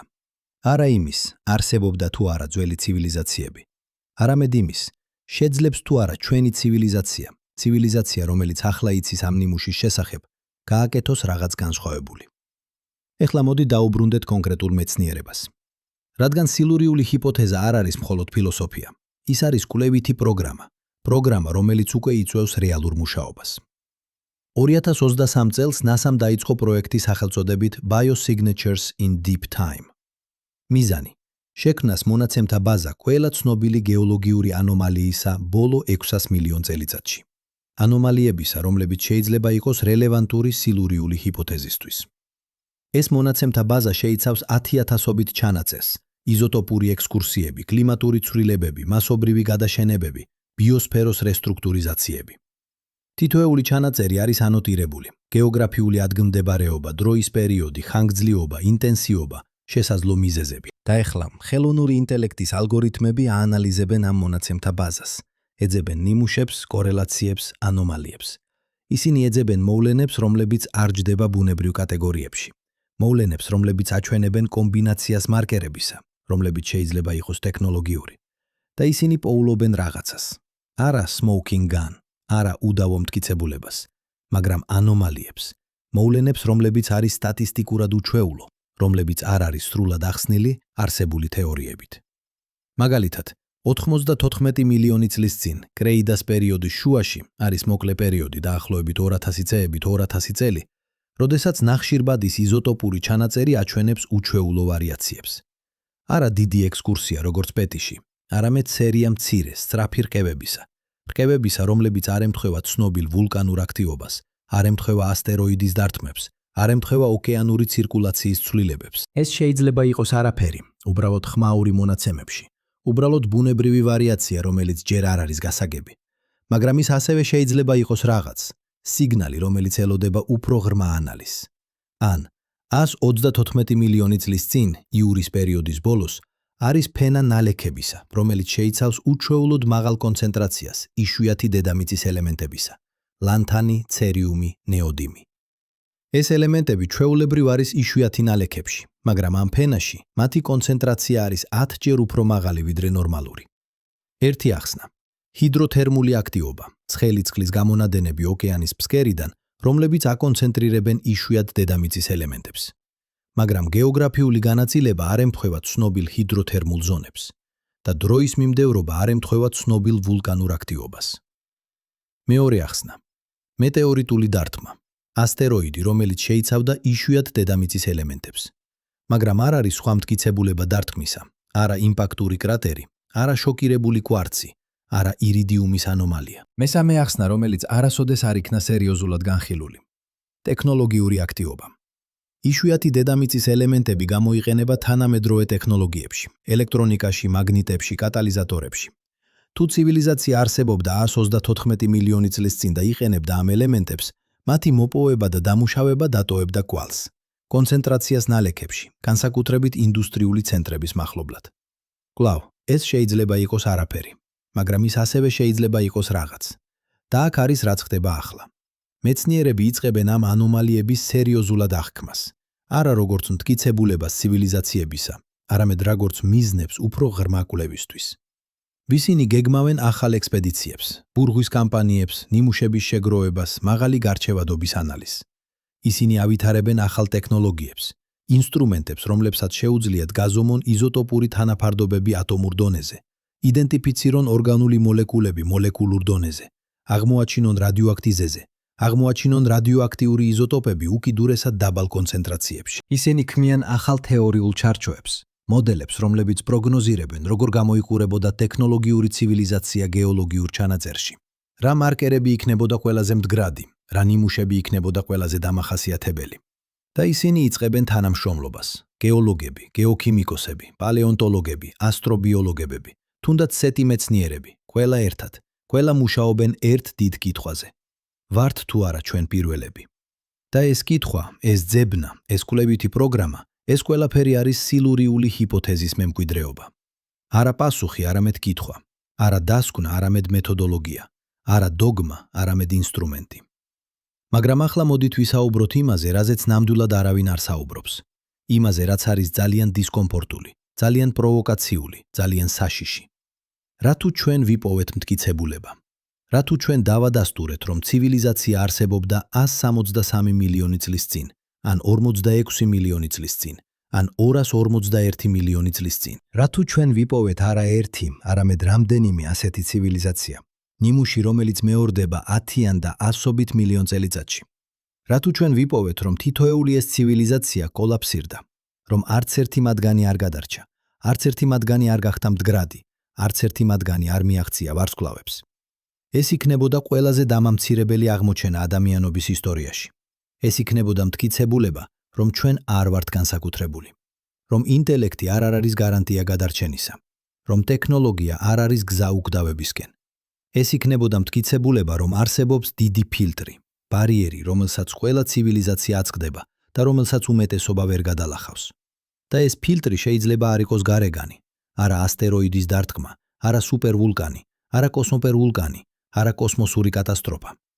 ეს ფილტრი შეიძლება იყოს შიდა, ჩვენი საკუთარი ბუნება, ჩვენი საკუთარი ტენდენციები, ჩვენი საკუთარი თვითდესტრუქციული იმპულსები. და თუ ეს არის სიმართლე, მაშინ სილურიული ჰიპოთეზა არ არის აკადემიური კურიოზი, ის არის გაფრთხილება, ის არის სარკე, ის არის წინასწარმეტყველება, მაგრამ ის ასევე არის შანსი. რადგან თუ ჩვენ ვიცით ნიმუში, ჩვენ შეგვიძლია შევცვალოთ ის. თუ ჩვენ ვიცით ფილტრი, ჩვენ შეგვიძლია გადავლახოთ ის. თუ ჩვენ ვიცით, რომ წინა ცივილიზაციები ჩავარდნენ, ჩვენ შეგვიძლია ვიყოთ პირველები, ვინც არ ჩავარდება. მაგრამ ეს მოითხოვს არჩევანს. არჩევანს, რომელიც ჩვენ უნდა გავაკეთოთ ახლა, არა ხვალ, არა 10 წლის შემდეგ, არამედ ახლა. არჩევანს მოკლევადიან სარგებელსა და გრძელვადიან გადარჩენას შორის. არჩევანს ზრდასა და მდგრადობას შორის. არჩევანს იმას, რასაც ჩვენ გვინდა და იმას, რაც ჩვენ გვჭირდება. და ეს არჩევანი არის რეალური ტესტი. არა იმის, ვართ თუ არა ჩვენ ჭკვიანები, რა ჩვენ ჭკვიანები, არამედ იმის, ვართ თუ არა ჩვენ ბრძენები. მაგრამ ახლა ამ ყველაფრის შემდეგ, ყველა ამ მეცნიერების, ყველა ამ ჰიპოთეზების, ყველა ამ შესაძლებლობების შემდეგ, ის შემდეგ, მოდით ვიყოთ პატიოსნები. მოდით ვისაუბროთ იმაზე, რასაც ჩვენ ნამდვილად არ ვიცით. ჩვენ არ ვიცით, არსებობდა თუ არა ცივილიზაცია 46 მილიონი წლის წინ. ჩვენ არ ვიცით, იყო თუ არა TOAE, ტექნოლოგიური კატასტროფა. ჩვენ არ ვიცით, კოლაფსირდა თუ არა ძველი ცივილიზაცია პერმის ტრიასის საზღვარზე. ჩვენ უბრალოდ არ ვიცით. მაგრამ აქ არის რაც ჩვენ ვიცით, და ეს არის შესაძლოა უფრო მნიშვნელოვანი ვიდრე ყველა ის, რასაც არ ვიცით. ჩვენ ვიცით, რომ ჩვენი ცივილიზაცია ტოვებს კვალს. ჩვენ ვიცით, რომ ეს კვალი იქნება ხილული მილიონობით წლის განმავლობაში. ჩვენ ვიცით, რომ ვინმე, ვინც მოვა ჩვენ შემდეგ, თუ ვინმე მოვა, შეძლებს ჩვენი პოვნა. ენი პოვნა. ისინი შეძლებენ ჩვენი იდენტიფიცირება როგორც ცივილიზაციისა, რომელმაც შეცვალა პლანეტა. მაგრამ რა ისტორიას უყვებით ჩვენ? რა ნარატივს ტოვებთ გეოლოგიურ ჩანაწერში? იქნება ეს ისტორია წარმატებისა, ისტორია სახეობისა, რომელმაც ისწავლა ცხოვრება ჰარმონიაში თავის პლანეტასთან. სახეობისა, რომელმაც იპოვა გზა ენერგიისა, რომელიც არ ანადგურებს. სახეობისა, რომელმაც შექმნა ტექნოლოგიელმაც შექმნა ტექნოლოგია, რომელიც აძლიერებს ბუნებას, არ ანადგურებს მას. თუ იქნება ეს ისტორია ტრაგედიისა, ისტორია სახეობისა, რომელმაც ჰქონდა ყველაფერი, ინტელექტი, ტექნოლოგია, ცოდნა, მაგრამ რომელმაც ვერ შეძლო გამოიყენოს ეს ბრძნულად. სახეობისა, რომელმაც შეცვალა მთელი პლანეტა, მაგრამ ვერ შეცვალა საკუთარი თავი. და აქ ჩვენ მივდივართ ყველაზე ღრმა ფილოსოფიურ კითხვაზე, რომელსაც სილურიული ჰიპოთეზა გვიჩენს. ეს არ არის კითხვა იმის შესახებ, არსებობდა თუ არა ძველი ცივილიზაციები. ეს არის კითხვა იმის შესახებ, რა ნიშნავს იყო ცივილიზაცია. არა მხოლოდ ტექნოლოგიური, არამედ ბრძენი ცივილიზაცია. ჩვენ ცხოვრობთ უნიკალურ მომენტში კოსმოსურ ისტორიაში.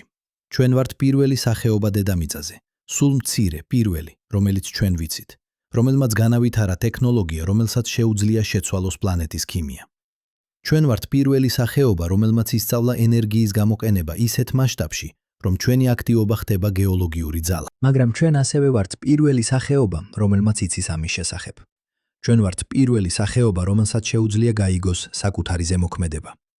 ჩვენ ვართ პირველი სახეობა, რომელსაც შეუძლია არჩევანი, შეგნებული, ინფორმირებული, ღია თვალებით გაკეთებული არჩევანი, იმის შესახებ, როგორ გამოვიყენოთ ეს ძალა.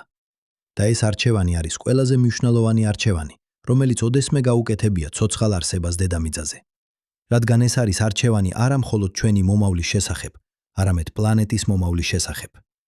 ეს არის არჩევანი იმის შესახებ, რა ტიპის ბიოსფერო დავტოვებთ მომავალი ევოლუციისთვის. ეს არის არჩევანი იმის შესახებ, რა ტიპის კვალი დავტოვებთ გეოლოგიურ ჩანაწერში. მოდით ვიფიქროთ ამაზე სხვა გზით. სხვა გზით. წარმოიდგინეთ, რომ თქვენ ხართ ბიოლოგი 100 მილიონ წელიწადში. თქვენ შეისწავლით ფოსილებს, არა დინოზავრების ფოსილებს, არა ტრილობიტების ფოსილებს, არამედ ჩვენი ეპოქის ფოსილებს. რას იპოვით? თქვენ იპოვით რაღაც უჩვეულოს. თქვენ იპოვით ფოსილებს სახეობისა, რომელიც არ ჯდება ევოლუციურ ნიმუშებში. სახეობა, რომელიც გამოჩნდა ძალიან ცოტა ხნის წინ, მხოლოდ რამდენიმე ასეული ათასი წლის წინ, მაგრამ რომელიც სწრაფად გავრცელდა მთელ პლანეტაზე. სახეობა, რომელიც შეცვალა ყველა ეკოსისტემა, რომელშიც ის ცხოვრობდა.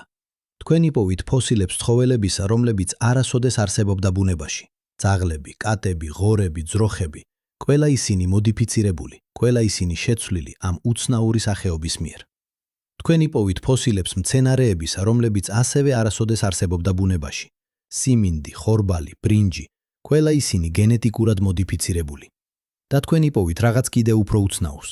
ფოსილებს ორგანიზმებისა, რომლებიც შედგება არა ნახშირბადისგან, არამედ სილიციუმისგან და მეტალისგან. ორგანიზმები, რომლებიც არ იზრდებიან, არ მრავლდებიან, არ ევოლუციონირებენ ბუნებრივი გადარჩევით. ორგანიზმები, რომლებიც როგორც ჩანს შეიქმნა ამ უცნაური ნახშირბადის საფუძველზე არსებული სახეობის მიერ. რას იფიქრებდით? რას დაასკვნიდით? შესაძლოა იფიქრებდით, რომ ეს იყო ყველაზე წარმატებული სახეობა პლანეტის ისტორიაში. სახეობა, რომელმაც არა მხოლოდ ადაპტირდა გარემოსთან, არამედ ადაპტირება გარემოს საკუთარ საჭიროებებზე. სახეობა, რომელმაც შექმნა ახალი ფორმები სიცოცხლისა, ახალი ტიპები ინტელექტისა, ახალი გზები არსებობისა. ან შესაძლოა იფიქრებდით, რომ ეს იყო ყველაზე დესტრუქციული სახეობა პლანეტის ისტორიაში. სახეობა, რომელმაც ანადგურა ბუნებრივი ეკოსისტემები, შეცვალა ევოლუციური პროცესები, შექმნა ხელოვნური ფორმები, რომლებიც არ ეკუთვნოდა ბუნებას. ან შესაძლოა იფიქრებდით ორივეს, რომ ეს იყო სახეობა, რომელიც იყო ერთდროულად შემოქმედებითი და დესტრუქციული, ერთდროულად ბრწყინვალე და საშიში, ერთდროულად ღვთაებრივი და დემონური. და ეს იქნებოდა სწორი, რადგან ეს არის ის, რაც ჩვენ ვართ. ვენ ვართ. ჩვენ ვართ სახეობა, რომელიც შეუძლია შექმნას და ანადგუროს, რომელსაც შეუძლია აშენოს და დაანგრიოს, რომელსაც შეუძლია იყოს ღვთაება და დემონი. და კითხვა არის, რომელს ავირჩიოთ? მაგრამ აქ არის რაც ყველაზე ღრმაა სილურიულ ჰიპოთეზაში. ეს არ არის მხოლოდ კითხვა ჩვენი არჩევნის შესახებ. ეს არის კითხვა ჩვენი ბუნების შესახებ.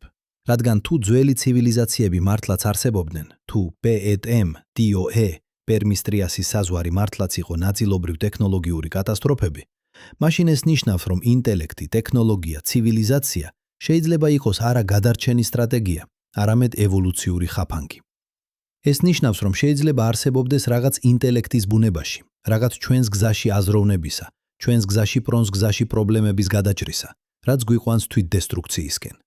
რაღაც, რაც აიძულებს ჩვენ ვიფიქროთ მოკლევადიანად, ვიმოქმედოთ იმპულსურად, ვაღიაროთ მხოლოდ ის, რაც ჩვენთვის არის უშუალოდ სასარგებლო.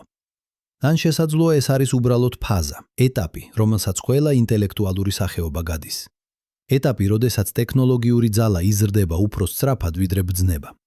როდესაც ჩვენ ვსწავლობთ, როგორ შევცვალოთ სამყარო, მაგრამ ჯერ არ ვსწავლობთ, როგორ შევცვალოთ საკუთარი თავი. და თუ ეს არის ფაზა, მაშინ კითხვა არის. შეგვიძლია თუ არა ჩვენ გადავლახოთ ეს ფაზა. შეგვიძლია თუ არა ჩვენ ვიყოთ პირველი ცივილიზაცია, რომელიც ისწავლის ბრძნებას, ისევე სწრაფად, როგორც ისწავლის ტექნოლოგიას. და აქ ჩვენ უბრუნდებით იმას, რითაც დავიწყეთ. იმ მომენტს, როდესაც თქვენ ისუნთქავთ და ამოისუნთქავთ ნახშირ ორჟანგს, მოლეკულას, რომელიც 400 მილიონი წლის განმავლობაში არ არსებობდა დედამიწის ატმოსფეროში, იმ კონცენტრაციით, რა კონცენტრაციითაც აითაც ახლა არის. მაგრამ ახლა ამ ყველაფრის შემდეგ ეს მომენტი ნიშნავს რაღაც სხვას. ეს არ არის მხოლოდ ფაქტი. ეს არის არჩევანი. ეს არის შანსი. ეს არის პასუხისმგებლობა. რადგან ყოველ ჯერზე, როდესაც თქვენ ისუნთქავთ, თქვენ ხართ ნაწილი ექსპერიმენტისა. ისა ექსპერიმენტისა, რომელიც ტარდება მხოლოდ ერთხელ, მხოლოდ ახლა, მხოლოდ ამ პლანეტაზე. ექსპერიმენტისა, რომელიც ამოწმებს, შეუძლია თუ არა ინტელექტს, ჩვენს ტიპის ინტელექტს, ნახშირბადის საფუძველზე არსებულ ბიოლოგიურ, ემოციონალურ ინტელექტს, ისწავლოს ცხოვრება ჰარმონიაში თავის პლანეტასთან. ეს ექსპერიმენტი ჯერ არ დასრულებულა. ჩვენ ჯერ არ ვიცით შედეგი. ჩვენ ჯერ არ ვიცით იქნება თუ არა ჩვენი ისტორია წარმატებისა თუ ტრაგედიისა. მაგრამ ჩვენ ვიცით, რომ ეს არის ჩვენი არჩევანი. ჩვენი, არა მთავრობების, არა კორპორაციების, არა სხვა ადამიანების, არამედ ჩვენი, თითოეული ჩვენგანის, ყოველ მომენტში, ყოველ არჩევანში, ყოველ სუნთქვაში. შესაძლოა ჩვენ ვართ პირველები, შესაძლოა ჩვენ ვართ უნიკალური. შესაძლოა ჩვენ ვართ ერთადერთი ინტელექტუალური სახეობა, რომელიც ოდესმე არსებობდა ამ პლანეტაზე. ან შესაძლოა ჩვენ ვართ უახლესები. ბოლო ციკლი გრძელ თანმიმდევრობაში ციკლებისა, რომლებიც მეორდება 10-იან და 100-ობით მილიონ წელიწადში. შესაძლოა ჩვენ ვდგავართ იმავე გროსმეთ, ჩვენ ვდგავართ იმავე კროსროდზე, სადაც დგნენ ისინი. კროსროდზე, სადაც ერთი გზა მიდის ბრძნებისკენ და მეორე თვითდესტრუქციისკენ. ჩვენ არ ვიცით. ჩვენ შესაძლოა არასოდეს ვიცოდეთ. მაგრამ შესაძლოა ეს არ არის მნიშვნელოვანი. შესაძლოა მნიშვნელოვანი არის არა ის, რაც ჩვენ ვიცით, არამედ ის, რაც ჩვენ ვაკეთებთ. არა ის, რაც იყო, არამედ ის, რაც იქნება. არა ის, რაც დატოვეს სხვებმა, არამედ ის, რასაც დავტოვებთ ჩვენ. რადგან ბოლოს და ბოლოს სილურიული ჰიპოთეზა არ არის კითხვა წარსულის შესახებ. ეს არის კითხვა მომავლის შესახებ. ეს არის კითხვა იმის შესახებ, რა ტიპის ანცესტრები გვინდა ვიყოთ, რა ტიპის კვალი გვინდა დავტოვოთ მომავალი ევოლუციისთვის, მომავალი ინტელექტისთვის, მომავალი ცივილიზაციისთვის. გვინდა ვიყოთ ანცესტრები, რომლებმაც ისწავლეს ბრძნება, თუ გვინდა ვიყოთ მხოლოდ კიდევ ერთი ქიმიური ანომალია გეოლოგიურ ჩანაწერში. არჩევანი ჩვენია. დრო ახლა. პლანეტა ელოდება. და შესაძლოა, მხოლოდ შესაძლოა, ეს არის ყველაზე მნიშვნელოვანი კითხვა, რომელიც ოდესმე დასმულა სამყაროში. შეგვიძლია თუ არა ჩვენ ვიყოთ არა მხოლოდ ჭკვიანები, არამედ ბრძენი.